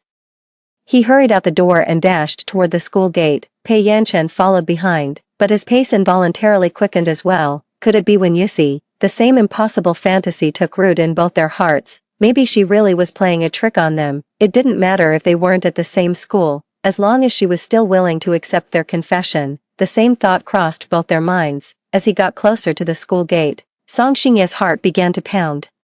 Pei Yenche's Adam's apple bobbed unconsciously several times. They were all frozen in place when the girl holding 2 bouquets of flowers at the school gate turned around. "What are you doing here, In-hee? Why are you here? Where's Wen Yusi?" Song Xingye and Pei Yenche spoke in turn. Soaked to the bone by the rain, In-hee still tried her best to shield the bouquet and gifts in her arms with her small frame. "Xingye, you're finally here. I've been guarding your gifts. Where's Yusi? I've been waiting here for ages." Her slender body was battered by the wind and rain, yet it radiated a stubborn determination. It was a shame neither of them was in the mood to appreciate it. Song Xingye replied with disappointed indifference. "There's no need for you to stay and watch over these. You should head back first. Yusi isn't coming." Pei Yenche uttered in despair, his gaze fixed on the scattered, ruined flowers strewn across the floor. None of them had ever imagined things would turn out this way. Their hearts, once brimming with anticipation, were suddenly left hollow, leaving a bitter taste of disappointment that was hard to swallow. "I'm really not in the mood to placate In-hee right now." Yet, she wasn't ready to give up. Holding the gifts, she tried to cheer them up with a smile. "Xingye, don't lose heart. Yusi just hasn't made up her mind yet. Maybe she'll come around in a little while. Look. The gifts you prepared are wonderful. A girl like me loves them, and I'm sure Yusi will too." Unfortunately, neither Song Xingye nor Pei Yenche was really listening. The same man who once couldn't bear to see In-hee suffer the slightest hurt now turned a blind eye as she stood out in the rain. "She wouldn't like it," Pei Yenche said flatly. "They grew up with her. How could they possibly not understand what she meant?" Her actions were a clear rejection. To get away from them, she changed her plans without ever telling them. Wasn't the meaning of that move obvious enough? Song Xingye's eyes were downcast, his entire being radiating a palpable aura of sorrow. Perhaps they had made a wrong move. They had thought that by being nice to In-hee, they would make Wen Yusi jealous, prompting her to compete with In-hee and finally realize whose confession she should accept. Little did they expect that she would reject them both. A profound sense of desolation filled the eyes of Pei Yenche and Song Xingye. At that moment, In-hee suddenly opened the 2 gift boxes and put on the pair of jade bracelets and the emerald necklace inside. Taking their hands in hers, one on each side, she declared with conviction, "Xingye, Yusi may not appreciate you, but I do. I like you. You are wonderful. It's Wen Yusi who fails to see it. Could you maybe look at the person right beside you? I'm not so bad either." Ignoring the rain soaking her clothes, In-hee shouted these words at the top of her lungs. In an instant, the entire campus fell silent. This included Pei Yenche and Song Xingye. Song Xingye tugged at his lips somewhat awkwardly, speaking in a joking tone. "In-hee, you can't be serious, right? Stop messing around. Take off that jade necklace. It's not for you to wear. Be good." Pei Yenche stared at In-hee's hands, his gaze so cold it seemed he wanted to chop them off. "Who gave you permission to wear those bracelets? Take them off. Don't make me do it myself. It's not for you." His icy hands clamped around In-hee's wrists, and with the rain as lubricant, he wrenched the bracelet she had just put on right off. In-hee stood there, utterly stunned. How could this be? Tears welled up in her eyes almost instantly. In-hee wept pitifully, apologizing over and over. "I'm sorry, this doesn't belong to me. I know it belongs to Wen Yusi. I misunderstood that you liked me. I was overthinking." Before Song Xingye could reach to take the necklace, she removed it herself and placed it in his palm. "I'm sorry. It's all my fault for taking Wen Yusi's things. I thought that since she had rejected you all, I might have a chance. Turns out, it was just my own wishful thinking." In-hee let out a bitter self-mocking laugh before turning and fleeing in tears. Yet, after running only a short distance, she realized no footsteps were following her. This time, she was utterly panicked. She had been so sure that Pei Yanqi and Song Xingye were completely under her spell, hopelessly in love with her. So why was this happening? When Yusi abandoned them on the very day they had agreed to confess their feelings, so why do they still love her so much? Is Inhe really that inferior to Wen Yusi? Inhe stood by the remote lakeside, momentarily lost. It was only her first day at this school. After taking a wrong turn, she completely forgot the way back. Why is even the road out to get me? Furious, Inhe kicked a nearby tree, but the rain had made the path slippery, and in a moment of carelessness, she did the splits as she fell. Her meticulously prepared image was now a complete mess. Inhe was on the verge of tears from sheer frustration, lying on the ground in pain.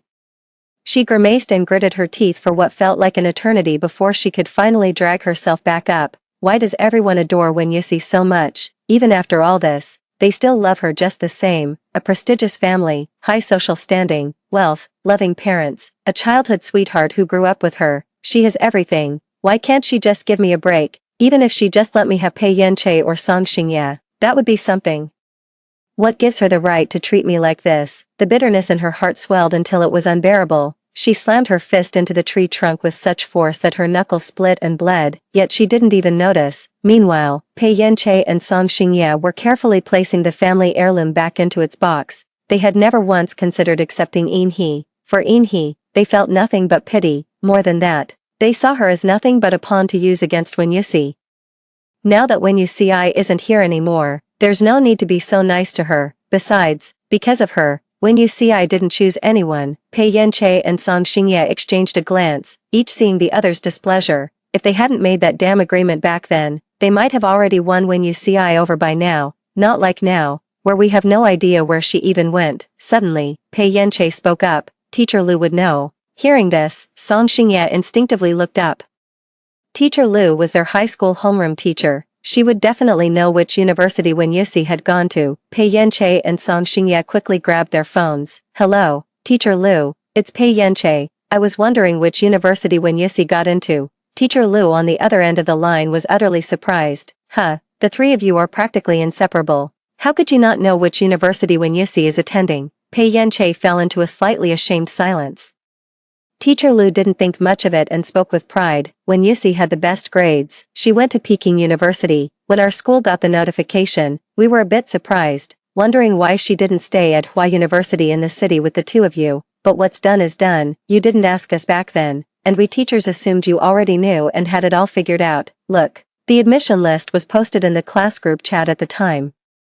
You just need to check it to see for yourself. Upon hearing this, Song Xingye promptly opened the class group chat and began searching through it earnestly. After expressing his thanks, Pei Yanqi hung up the phone. Sure enough, right after Wen Yusi's name on the admission list, Beijing University was clearly listed. In an instant, both of them were stunned. Peking University is on the other side of the country, thousands of miles away. Why on earth would she choose to go there? She clearly agreed to apply to Hua University. Why the sudden change of heart? Pei Yanqi and Song Xingye saw the same confusion mirrored in each other's eyes. Could it be that she had planned to leave them for good, all that time ago? But, why? Could it be that she didn't feel even a flicker of affection for them? Perhaps only Wen Yusi herself could answer that question. If it were her, she would surely tell them that in the past, she certainly felt something. It could even be called fondness. It's just that the affection was destroyed by their own hands. No girl can accept betrayal from those close to her, not even from friends. When Yusi was already remarkably patient, having given them countless chances. Yet, who could have imagined that the two childhood friends who had always stood firmly by her side would, without hesitation, choose someone else? After all those times, she should have given up by now, the moment she stepped off the plane. She spotted a man holding a sign with her name on it. The man had sharp, well-defined features. His most striking trait was his sky-blue eyes. His mixed heritage was evident, and his tall, long-legged frame with a classic V-shaped torso drew quite a few glances. When Yusi, as she approached, she heard him say her name with earnest focus. A low, magnetic voice let out a soft chuckle, and when Yusi was momentarily stunned, I'm Fu Chuji, your arranged marriage partner from childhood. Fu Chuji reached out to take the small suitcase from Wen Yusi's hand as he introduced himself. He then called the Fu family's driver to help load Wen Yusi's remaining luggage into the car. In a daze, she simply let Fu Chuji lead her along. The moment she felt the cool northern city air, she instinctively shivered, and her mind snapped back to clarity. I'm not mistaken, am I? You're really the person my mother arranged for me to marry. The moment her question left her lips, a trench coat was draped over her shoulders, an act of utmost thoughtfulness. I don't think I could be mistaken. As if performing a magic trick, Fuchuji produced a photograph and held it before Wen Yusi's eyes. She took it and saw that the person in the photo was herself. The picture even carried a faint trace of his cedarwood scent and the warmth from his body. Wen Yusi gave a slightly embarrassed smile. Sorry. I shouldn't have doubted you. It's fine, let's go to school. Fuchuji gave an understanding smile and continued, I'm a finance major at Peking University's business school, 1 year ahead of you. If you need anything, just let me know. As he said this, he showed the QR code on his phone. Let's connect. When Yusi quickly nodded, took out her phone, and successfully scanned the code, Fuchuji saw her to the entrance of her dormitory and, with the driver's help, carried all her luggage up to her room. Before she could even refuse, he had already taken the initiative to pack her luggage. This included the bedding. Only when Yusi's personal clothes were packed by herself. He took care of practically everything else. He even noticed immediately if anything was missing and promptly had someone go out to buy it. When Yusi was momentarily overwhelmed by the unexpected kindness, he was being almost excessively considerate.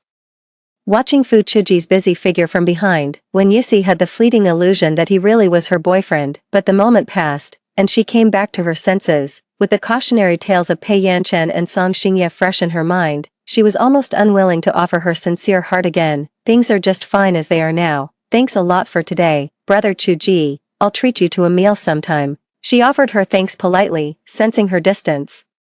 Fuchuji let out a soft chuckle and simply replied, alright. Even as when Yusi drifted into a deep sleep in her bed, Pei Yanche and Song Xingye at Hua University felt no trace of drowsiness. With when Yusi gone from Hua University, everything there seemed to have lost its appeal. Lacking any enthusiasm, Pei Yanche turned down all class activities. He even pulled strings to get out of the upcoming military training. Standing on the balcony, he dialed his father. Mr. Pei, hey, Dad.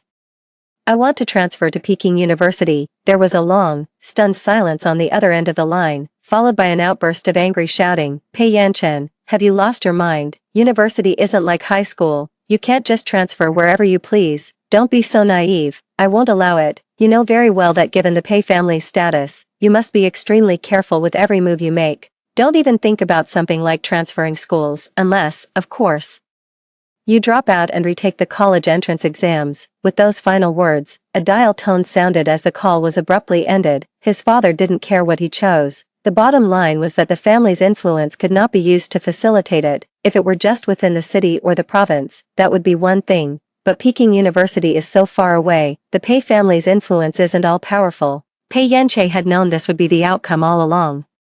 He felt not the slightest bit of disappointment. This phone call wasn't to ask for his opinion, it was a notification. Meanwhile, Song Xingye found himself in the exact same predicament. His father launched into a furious tirade. Song Xingye, do you think you're a 3-year-old? One day you want to go here, the next you're throwing a tantrum to go there. University isn't a joke. With your lackadaisical attitude, you getting into Hua University was nothing short of a miracle. Your mother and I will not agree to this. I know you want to go to Peking University for Yusi's sake, but the answer is still no. Didn't she go so far away precisely to get away from you? Give it up. The Song family won't lift a finger to help you. If you're really set on going, figure it out yourself. Don't come to us. Song Xingye's eyes were dark and heavy, yet he remained completely silent. Which university it was made no difference to them. Back then, thinking she liked Hua University, they had specifically brought her to the campus gate for a photo, promising to come here for university together. Little did they expect that, in her desperation to escape them, she would resort to such a rash decision. Pei Yanche and Song Xingye were up almost the entire night. The next day, instead of attending the freshman orientation with their classmates, they headed straight for the dean's office. The teacher in the dean's office frowned deeply and asked, over and over again, what's wrong with Hua University? Why drop out? Do you want all that hard work from high school to go to waste? You need to understand, Hua University and Beijing University are on par. It makes no difference which one you attend. What's more, this place is better for your future development. The teacher went to great lengths, trying to keep these two prized students from leaving. However, Pei Yanche replied coolly, Professor, with my intellect, getting into any university is a breeze.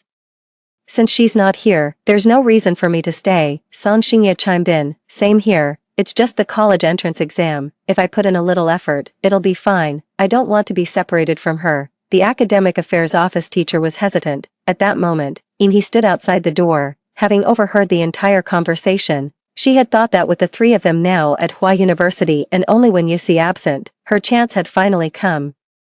I never imagined they'd actually drop out of school for Wen Yusi. No, Xingye, please don't drop out. I don't want to be apart from you. Could you please, look back at me, just once, I'm begging you. Can't you see anyone but Wen Yusi? I'm just as good as she is, and I care about you so much more, Inha pleaded with desperate conviction, her small face on the verge of tears, as Pei Yanche and Song Xingye listened. The look of disbelief and disgust in their eyes grew more pronounced.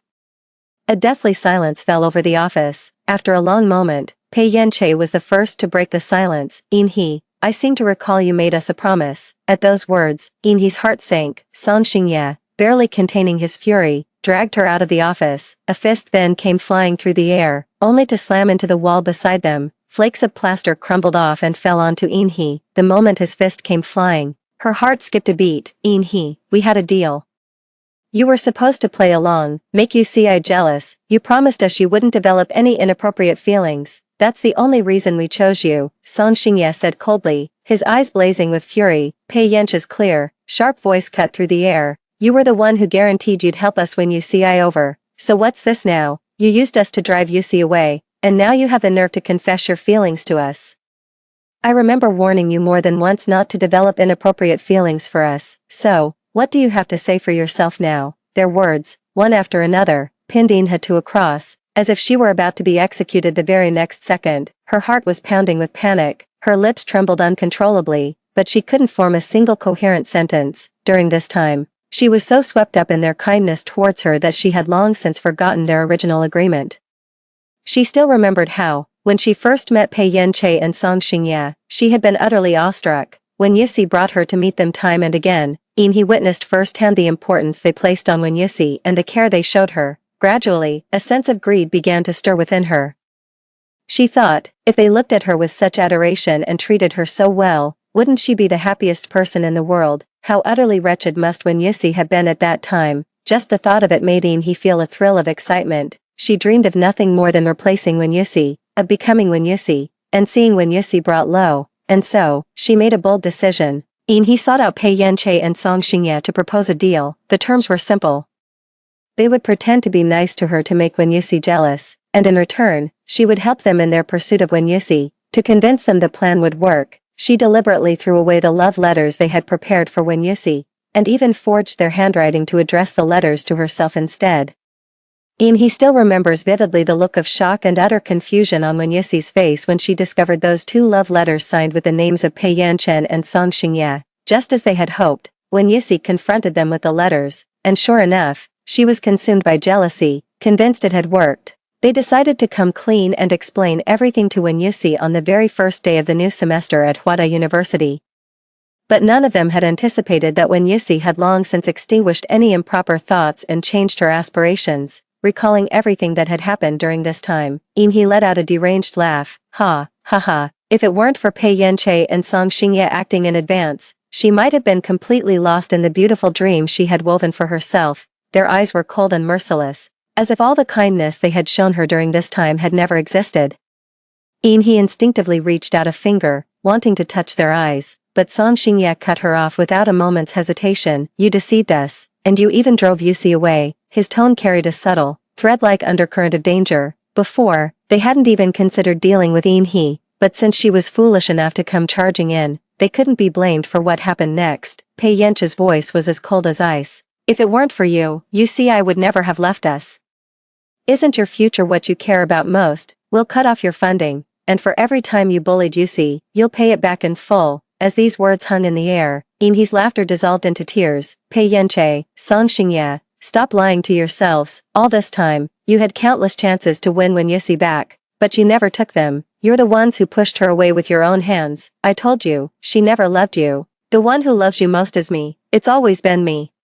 She screamed herself hoarse, desperately trying to evoke their pity, yet, only cold indifference met her gaze from Pei Yanche and Song Xingye. Enough, Yusi still cares for us. stop lying." Whether out of confidence or panic, Song Xingye quickly spoke up. Then, without a second thought, the two of them left He behind and went straight to process their withdrawal from school. He stumbled and fell to the ground in a disheveled heap, her heart filled with utter panic.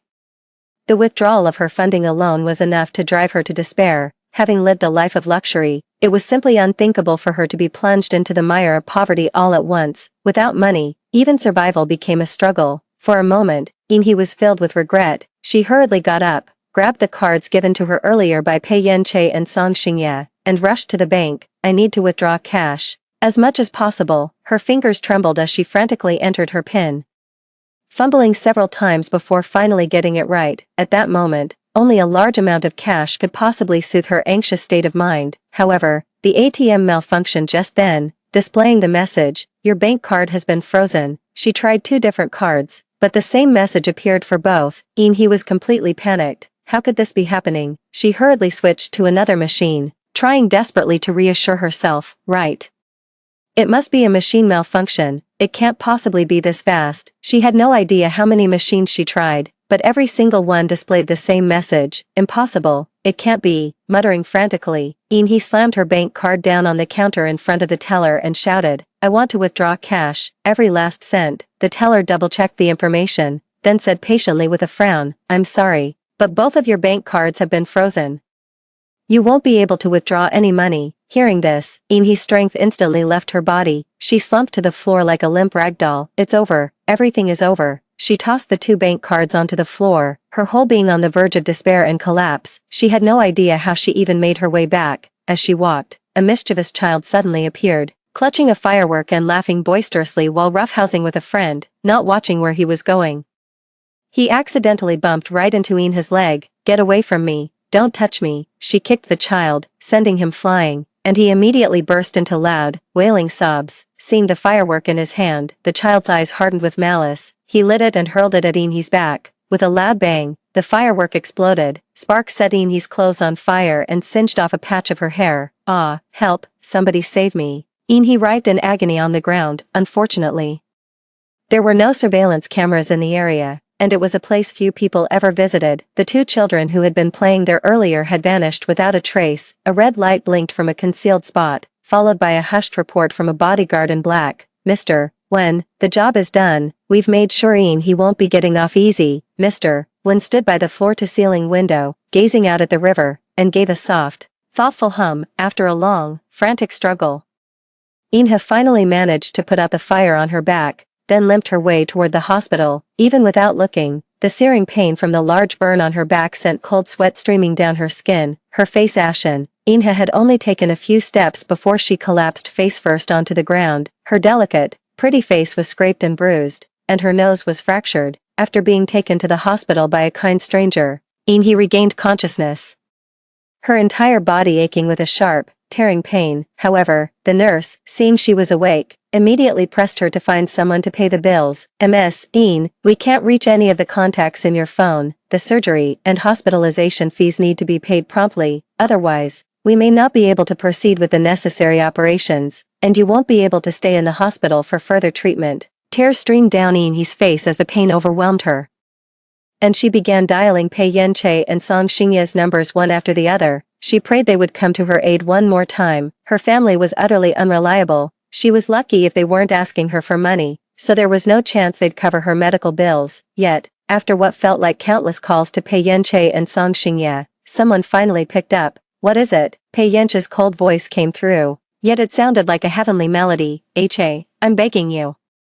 Please save me. I was injured by a kid's firework. I'm in the hospital and can't afford the surgery. Please, just help me one more time. What happened before was my fault. But how could I have predicted Wen Yuxi's heart? You tried it before, didn't it work? Please, I'm begging you." Inhe had lost count of how many times she'd pleaded, her voice now hoarse and ragged. Only then did Pei Yanche's voice finally come through the phone. After a long delay, "Speaking of which, it seems I'd forgotten, you actually did so many terrible things to UCI before. We've clearly been too lenient with you, for you to still dare dream of coming to beg me." Song Xingye, standing nearby, added with venom, "For harming Yusi, you deserve to pay back 1,000, 100,000-fold." With a sharp beep, the call ended. The last glimmer of hope in Inhe's eyes was extinguished. She didn't want to turn into a hideous monster, so she spent her entire year's savings on the surgery. However, limited by her budget, even after the surgery, she could never truly go back to how she was. But of course, that's all a story for later. After Pei Yanche and Song Xingye dropped out, they immediately enrolled in a cram school to retake the college entrance exams. In no time, rumors about the two of them spread like wildfire across the entire Hua University campus. Pretty much everyone was talking about how foolish they were, confessing their feelings on the very first day of school, only to find out the person they liked wasn't even enrolled there. To make matters worse, an insider even spilled the beans about Eunhee's situation. Countless people speak of Eunhee with a hint of disdain, though she lies in the hospital now, unaware. Pei Yanche believes his grades are good enough that, even without attending a cram school, he could get into Peking University next year. Repeating a year is just a formality for him. Even though Song Xingye's grades aren't as good as Pei Yanche's, he isn't worried in the slightest. If he can't measure up to Pei Yanche, he can always hire a tutor. So, the two of them hurried off to Beijing without a moment's delay. Peking University, the roommates when Yusi met here were all quite nice, and everything on campus was so wonderful it almost made her forget about Pei Yanche and Song Xingye.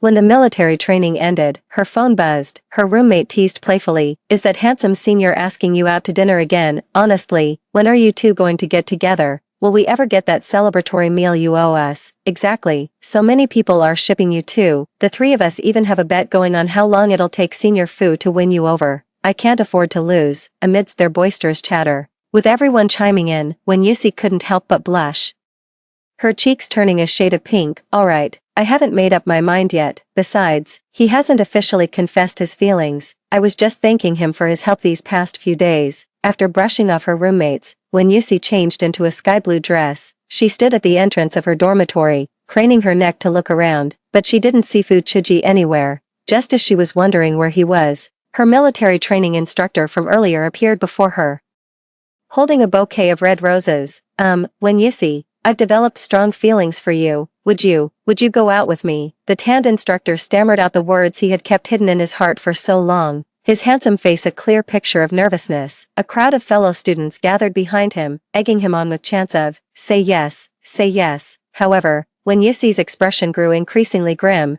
she had no idea when she had given him the wrong impression. Not to mention, during this military training period, the instructor was particularly harsh on her. If this was his idea of favoritism, then she wanted no part of it. She refused with righteous indignation. "I'm sorry, I don't have feelings for you. We can't be together." The instructor's face instantly darkened, his lips moved a few times as if he wanted to say something more. At that moment, Fu Chuji appeared behind Wen Yusi, placing a warm hand politely on her shoulder. "Yusi has already turned you down.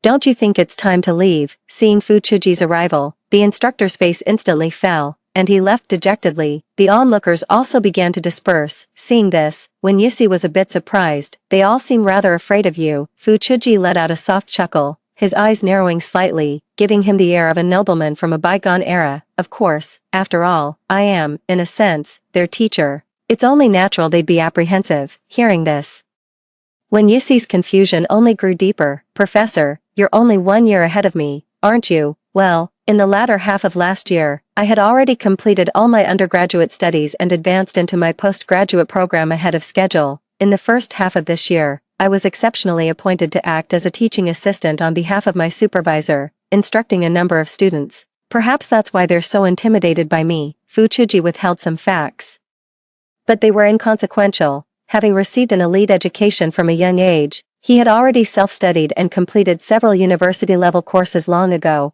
What he was doing now was merely going through the necessary motions of life. After all, conquering every challenge too early would just make life dull. Little did he know, however, that a small surprise was about to enter his life. It was only after meeting Wen Yusi that he found her somewhat intriguing.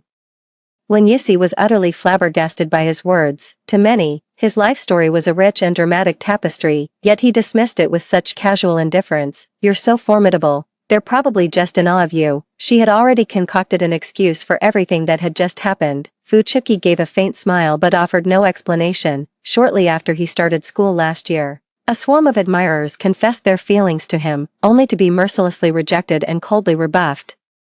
Many were reduced to tears by his words. As this rumor spread, it was only natural that many people came to fear him. while leading Wen Yusi to a private kitchen restaurant, he unexpectedly ran into two people he had no desire to see. Who is he? Who is he? Pei Yanqi and Song Xingye asked in unison. A shared look of wariness flashed in both their eyes.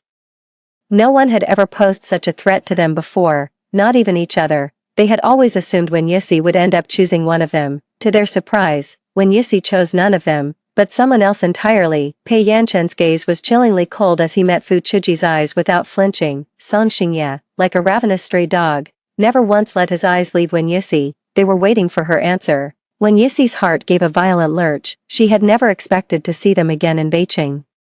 What are you doing here? Who he is has nothing to do with you, does it? Shouldn't you be with he right now? She retorted coldly, a hint of scrutiny in her eyes. Almost instinctively, she thought the two of them were about to blame her for he's sake again. At that moment, Fu Chuji comfortingly took her hand, offering her a warm, reassuring strength. At the mention of he, Pei Yanqian and Song Xingye's expressions instantly became somewhat awkward. Pei Yanqian cleared his throat lightly and pulled out a recent photo of he lying in a hospital bed. We're not with her. She's already gotten the punishment she deserved. As for what happened before, I can explain it to you. In the photo, he was bandaged in several places, and the exposed wounds were a shocking sight. Wen Yusi, however, didn't seem to care. So, you're here to seek forgiveness on her behalf. That doesn't seem necessary, seeing no need for further explanation. She tugged at Fu Chuji's hand, signaling it was time to leave. At that moment, Song Xingye tightly grasped her other hand and hastily explained, we're not here to beg forgiveness for he. The state she's in now is exactly what she deserves. We were deceived by her before, which is why we were so cold to you and so kind to her. Song Xingye and Pei Yanqian took turns filling in the details, explaining everything that had happened during this period. They were afraid that if they didn't explain now, they might truly lose Wen Yusi for good. In two pairs of utterly different eyes shone the same genuine sincerity. However, not a trace of warmth stirred in Wen Yusi's heart. On the contrary, she found the whole situation utterly absurd. Are they joking? Or are they lying to her? She couldn't help but let out a derisive snort. Is that your explanation? That's utterly ridiculous. Even if what you're saying is true, the harm I've suffered is real. I don't want to forgive you, and I never will. Wen Yusi had grown up with them, so she knew all too well that what they said was true, but that very knowledge made their so-called love for her feel utterly repulsive. The cherished memories of their shared past, which she once held dear, now felt completely rotten. They kept professing their love for her, yet throughout the year, they had done nothing but hurt her. Her heart was made of flesh and blood. It couldn't keep loving them wholeheartedly after being hurt time and again, and so, she let go completely. But now, they tell her that all the pain they caused was out of love for her. How absurd. Wen Yusi laughed and laughed, wiping the tears that had welled up in the corners of her eyes. I feel a deep sorrow for the genuine heart I once had. Fu Chuji comforted her by drawing her into his embrace and gently patting her shoulder. Pei Yanqi, Song Xingye. A mature person who loves someone would never treat the one they cherish with harm. If you truly cared for Yusi, you would never have hurt her like that. Oh, and allow me to introduce myself. I'm Yusi's fiancé. The moment those words were spoken, Pei Yanqi and Song Xingye froze in place. They could scarcely believe what they had just heard. A tumult of emotions shattered in Pei Yanqi's eyes as he ground out the words through clenched teeth. Yusi, tell me, just tell me if it's true or not. If you say it's false, I'll believe you. Wen Yusi also glanced at Fu Chuji with a hint of surprise. He gave her a reassuring look. Wen Yusi immediately understood, leaning into his embrace and naturally intertwining her fingers with his. Haven't we made it obvious enough? Our parents arranged our marriage when we were children. He's my fiancé now. Seeing the intimate, impenetrable atmosphere between them, Song Xingye's eyes reddened with fury. Let go, Yusi, be good.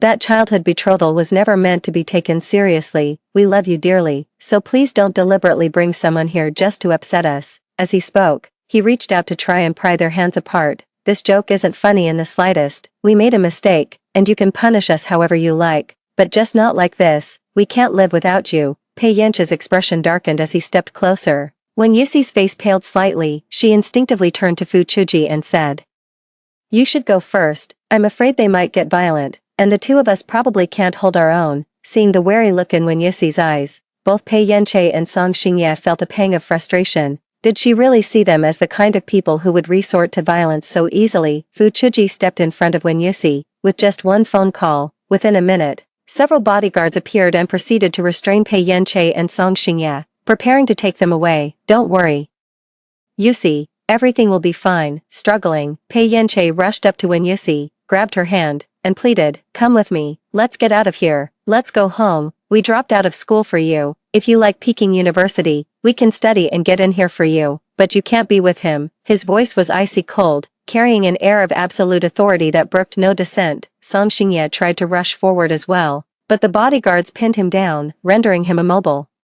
His eyes were fixed intently on Wen Yusi, as if she were the sole focus of his existence, but she knew better. That was far from the truth. She doesn't need their kind of love. Let go. I'm not going with you. Your dropping out has nothing to do with me. It's your own choice. I don't like you anymore. I haven't for a long time. Can't you get that through your heads? The blunt rejection utterly broke both of their hearts. The resistance in Wen Yusi's eyes was unmistakable. Fu Chiji's deep blue eyes darkened as he forcibly pried open Pei Yanchen fingers. One by one, his bodyguards swiftly moved in and restrained Pei Yanchen. "If Yusi doesn't want to go with you, don't force her." Right in front of Pei Yanchen and Song Xingye, Fu Chiji took Wen Yusi's hand and led her into the private dining restaurant. "Are you okay?" His gentle voice soothed all the panic in Wen Yusi's heart. She shook her head. "I'm fine now. Thank you for your help." The two of them sat at the dining table, eating their meal in silence. Their tastes were perfectly aligned. Every dish on the table was one they enjoyed. Fu Chiji kept a discreet eye on Wen Yusi's preferences, serving her food and refilling her tea. Noticing the slight upturn of her lips, Fu Chiji allowed a subtle smile of his own before his gaze shifted imperceptibly toward a secluded corner. "Yusi, you've got a little something at the corner of your mouth. Here, let me get that for you." His slightly calloused thumb brushed against Wen Yusi's soft, smooth cheek, leaving behind a lingering sensation. She froze instinctively, momentarily stunned. "It's all right now," Fu Chiji said with a light chuckle before resuming his meal. In the corner, however, Pei Yanche and Song Xingye, their mouths sealed tight with tape, were frantic. Their eyes were bloodshot. Veins of crimson stark against the whites. How could he do this? The ropes binding Song Xingye tightened relentlessly, leaving deep marks on his skin, yet he seemed oblivious, his gaze fixed solely on Wen Yusi. Pei Yance was no less frantic, driven to the brink of desperation as he struggled to find a way to break free. They were determined to get Wen Yusi back. From their perspective, through the translucent screen, it was clear they had just been kissing. It must have been Fu Chiji who made the move. Yusi would never have initiated it. She doesn't even like him. In their hearts, they kept deceiving themselves, over and over. After struggling for what felt like an eternity, just as they were on the verge of escape, the bodyguards seized and bound them once more. On the other side of the screen, the two were chatting happily, occasionally sharing an intimate gesture. The atmosphere was so harmonious, it was as if they had been in love for a long time.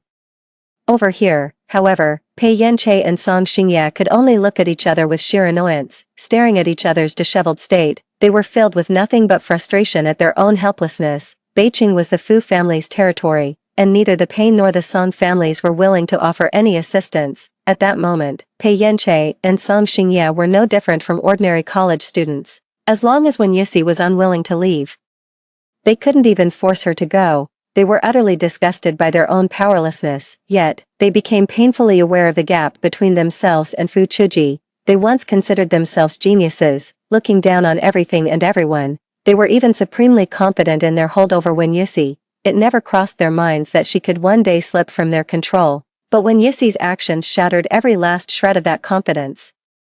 She had already moved on from this complicated relationship, leaving only them still struggling in the same place. Pei Yanche and Song Xingye exchanged a glance, seeing the unwillingness in each other's eyes. It was unclear how much time had passed. Only after Wen Yusi finished her meal were they escorted back to Beijing by the bodyguards. The two were unceremoniously dumped at their doorstep. Before leaving, the bodyguards left one final remark: "Mr. Fu advises you to stop bothering Miss Wen.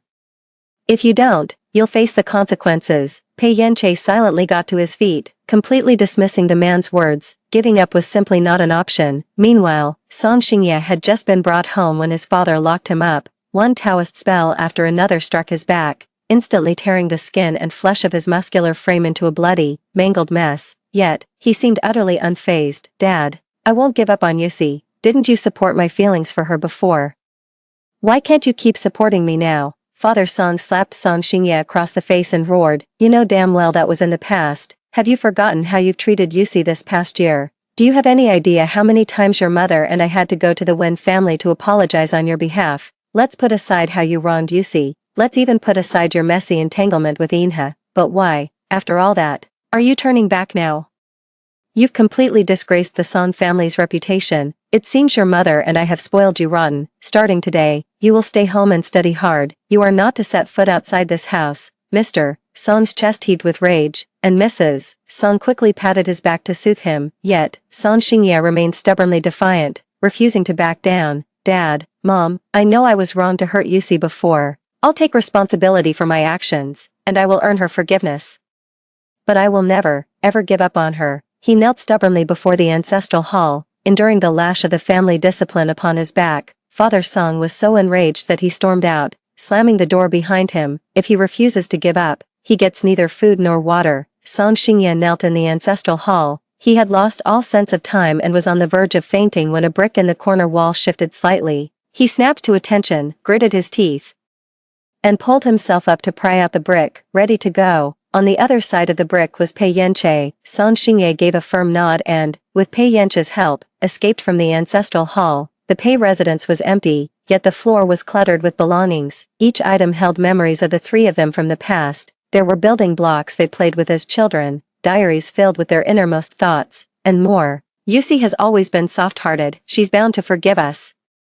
We just went about it the wrong way, that's all. She will definitely forgive us. Pei Yanche unearthed these items, a glint of madness flickering in his eyes. Song Xingye watched in silence for a long moment before finally forcing out the words, "Let's work together." In the past, when they stood on opposing sides, he would never have uttered such a thing. They're too busy competing with each other to even think about cooperating. But now, facing a common enemy in Fuchuji, cooperation is their only chance to win. When Yusi back, Pei Yanche glanced at Song Xingye and gave a firm, "Hum." In just 3 short days, they had sorted through all their old memories. Staring at the several boxes packed to the brim, they suddenly froze. For some reason, their hearts were seized by overwhelming panic. Instinctively, they remembered the veil and the plush toy that when Yusi had thrown into the trash that day. Was it really because they had gone moldy?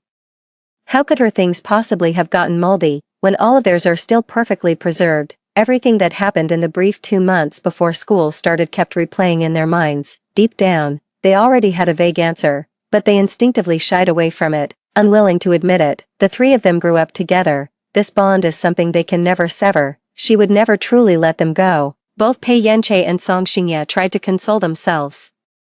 Not long after returning to the capital, they secretly made their way back to Beijing. Inside the library, there was a small room that belonged solely to Fu Chuji. He and Wen Yusi sat facing each other, studying on their own, occasionally exchanging a few words. After recognizing Fu Chuji's exceptional abilities, Wen Yusi came to study with him almost every day. For knowledge not found in textbooks and not fully taught by instructors, his profound learning made him an invaluable resource. Wen Yusi wished she could follow him around every moment of the day to learn from him. The dynamic between them didn't feel like the rumored romantic relationship everyone was gossiping about. It was more akin to that of a mentor and protege. Fu Chuji had never before met someone who could keep up with his train of thought, so he naturally held nothing back in sharing his knowledge. However, when Pei Yanche and Song Xingye witnessed this scene, it nearly drove them mad with jealousy. They built a massive block castle out of flowers, which was transported to the library's entrance. Inside, countless gift boxes held the memories they had shared over the years. Countless twinkling candles made the entire castle look even more magical. Pei Yanche and Song Xingye were both dressed to the nines, wearing suits of completely different styles, yet they were equally eye-catching. They stood there holding bouquets of flowers, waiting with a touch of nervousness. However, after a long wait and several classmates having gone up to call for Wen Yusi, she still hadn't come down. At that moment, Song Xingye could wait no longer and shouted up toward the 2nd floor, "Wen Yusi, I, Song Xingye, am here to fulfill my promise. You missed my confession last time, but you won't miss it this time."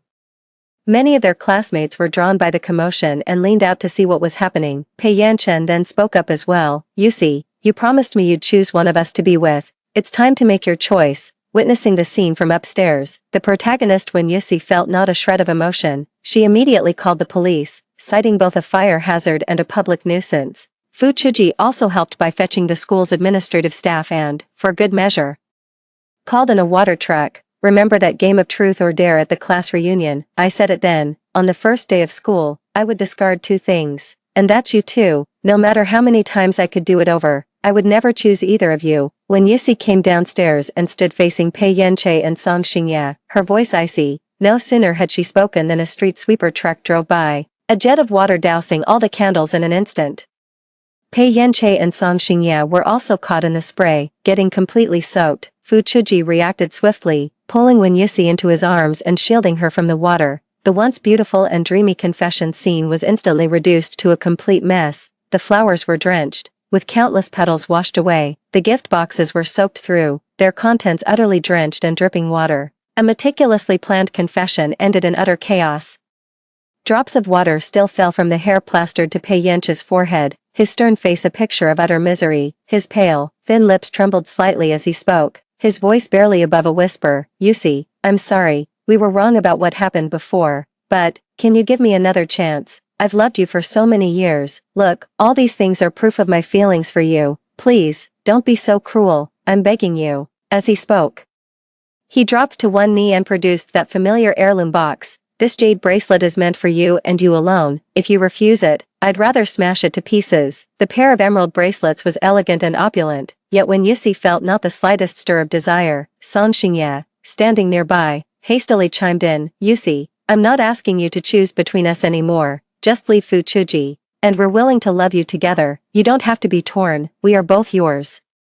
An unquenchable determination burned in Song Xingye's dark eyes. He then produced the family heirloom jade necklace as well, though the onlookers buzzed with chatter. When Yusi remained unmoved, in fact, she found their words utterly preposterous. Have you lost your minds? Whatever feelings I had for you, you snuffed them out with your own hands. Don't even talk about forgiveness, or us being together again, it's impossible. Put that idea to rest for good, those heirlooms are yours. Whether you keep them or throw them away is none of my concern, I don't want them. With that, she decisively slapped each of them, one clean strike apiece. Song Xingye's face was deathly pale, already gravely injured. The blow was the final straw. He could hold on no longer and collapsed straight into Wen Yusi's arms. Without a moment's hesitation, she took a step back and let him fall to the ground. Her cold, detached gesture pierced Song Xingye's heart. Even Pei Yanche was taken aback for a moment. At that moment, when Yusi spoke to them one last time, Pei Yanche, Song Xingye, don't come looking for me anymore. I've long since moved on. To me, you're just friends from my past. I might end up with someone else, get married, have children, but that person will absolutely not be either of you. With that, she turned and walked away without a moment's hesitation.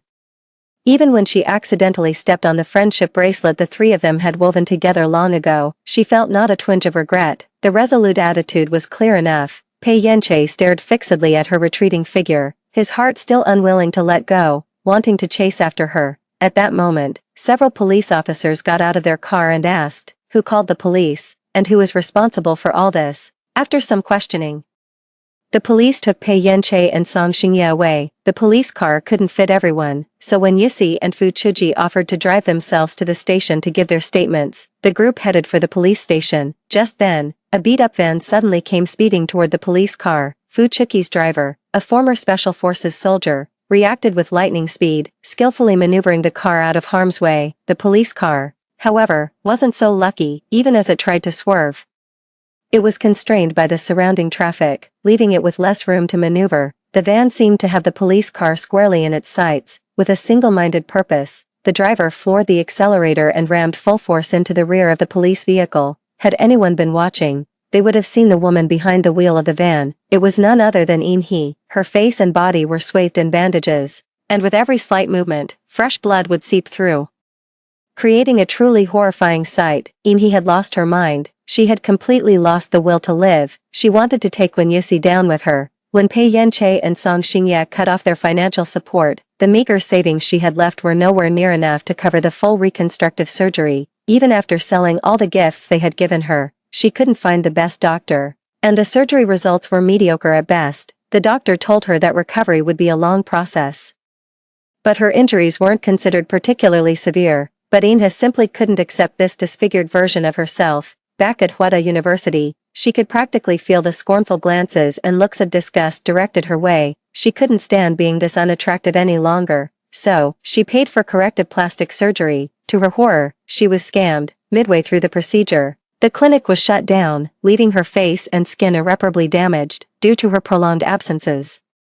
The school issued repeated warnings and ultimately expelled her. she had lost everything, so why did Wen Yusi get to keep it all? And so, she decided to risk it all, just to make everyone regret it. Seeing Wen Yusi speaking with the police and agreeing to give a statement, she hurriedly got into her car to prepare in advance. He drove a dilapidated, unwanted van straight towards the police car. To her utter shock, the people in the back of the police car weren't Wen Yusi at all, but Pei Yanche and Song Xingye. She rammed into it with reckless abandon, crushing the entire rear of the police vehicle. The rear window shattered, and Pei Yanche, Song Xingye, and the accompanying officer were all knocked unconscious. Somewhere on her body had been pierced, and blood gushed out in a relentless torrent, staining a large section of the police car crimson. In the old van behind, he wasn't faring any better. Blood seeped from her forehead, and she was slumped unconscious in the driver's seat. For a moment, the air was filled with the incessant wail of ambulance and police sirens. Even when Yusi was shaken, hurriedly asking Fu Chuji if he was alright,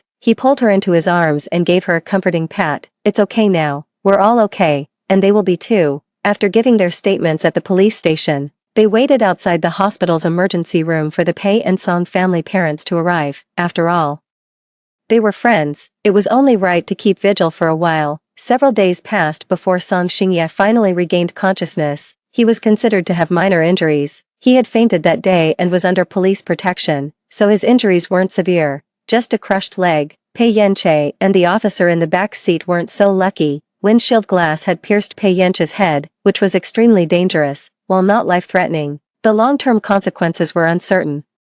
The officer's entire back was lacerated by glass, with internal organs ruptured and bleeding. His life hung in the balance. He suffered a concussion, and both of her legs were broken in the crash. It was a scrapped car to begin with, so it offered little protection. After Song Xingye regained consciousness, he refused to see Wen Yusi. "Dad, please let her go. It wasn't her fault that day, it was his, and as I am now, I'm no longer worthy of her."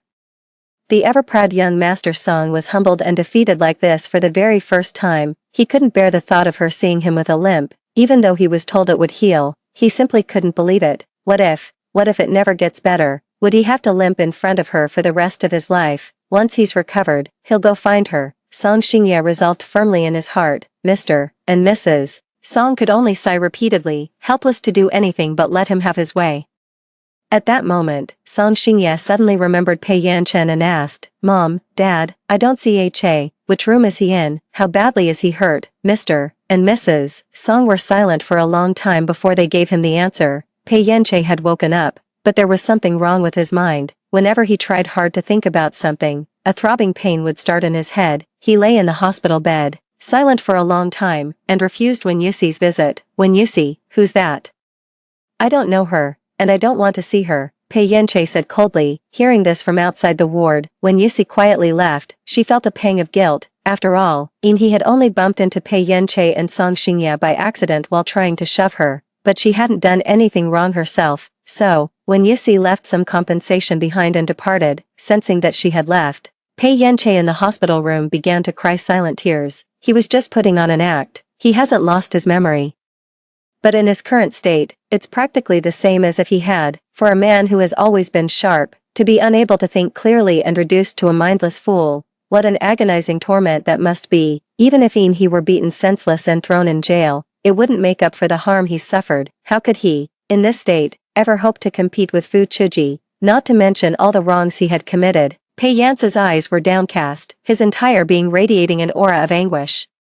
If he had only suffered a minor injury, perhaps he could have used it to play the victim and win Wen Yusi back. Now, he was just a worthless wreck. Pei Yance thought to himself in utter self-loathing. Not long after, Song Xingye was wheeled in on a chair. The same desolate look was mirrored in both their eyes. If it weren't for he, they would never have been reduced to this state. Anything would be better than this. They exchanged a glance, each seeing the hatred in the other's eyes. Thus, under pressure from the Pei and Song families, he suffered unspeakable torment in prison, finding life unbearable yet death unattainable. Pei Yanche and Song Xingye made the same choice, to keep it a secret and not see her. This way, they could at least secure Wen Yusi's sympathy. Perhaps years later, once they were back on their feet, they could use that sympathy as leverage to make a move. However, due to their injuries and rehabilitation, both of them missed the college entrance exams a year later. They sat for the National College Entrance Exam again the following year. Song Xingye was admitted to Peking University, while Pei Yanche only got into another university in Beijing.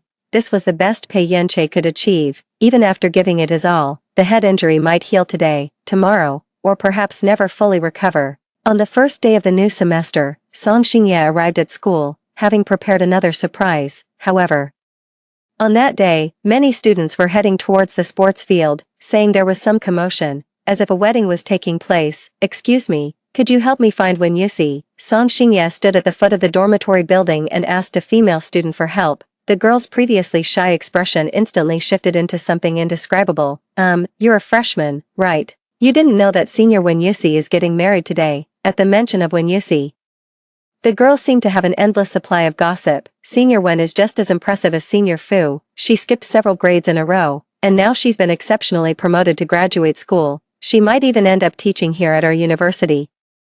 They were always seen together, such a perfect match. This time last year, he confessed his feelings and proposed right then and there. It was such a romantic scene, everyone was envious, and now they're already married this year. Things moved so fast. If you head to the sports field now, you might still catch their wedding. Hearing that, Song Xingye froze on the spot, unable to move for a long while. He didn't even realize when he had walked onto the sports field. In the corner, Pei Yenche had appeared by his side. They gazed at the girl in the pristine white wedding dress not far away, the longing in their eyes never fading. Yet, they both knew it was already too late. "Now, please, the bride and groom may exchange rings." 3 weeks ago, he sent a message in the group chat. Amidst the uproar from countless onlookers, Fu Chuji swept Wen Yusi off her feet and carried her away from the crowd. "Are you happy to marry me?" "I am," Wen Yusi replied with a smile. They may not have loved each other deeply enough, yet they understood one another perfectly. Two utterly different souls, yet the moment they touched, they knew they were right for each other. At some point, Pei Yenche and Song Xingye quietly departed, each heading in a different direction. In the end, the three who were once inseparable still drifted apart, even though they were in the same city. Song Xingye and Pei Yance would often hear about their exploits, yet they never saw them again. Word had it that Wen Yusi had graduated with a master's degree and clinched an international award. Rumor was, Fu Chuji had expanded and strengthened the Fu family business, and his marriage to Wen Yusi was harmonious and blissful. The stories went on. Then one day, Song Xingye and Pei Yanchen saw a news report about the two of them on television. Countless people envied their love, and even more so, their talent, and the trust and understanding they shared. Only then did they realize that Wen Yusi had reached a level they could never hope to attain. Any possibility between them had long since vanished.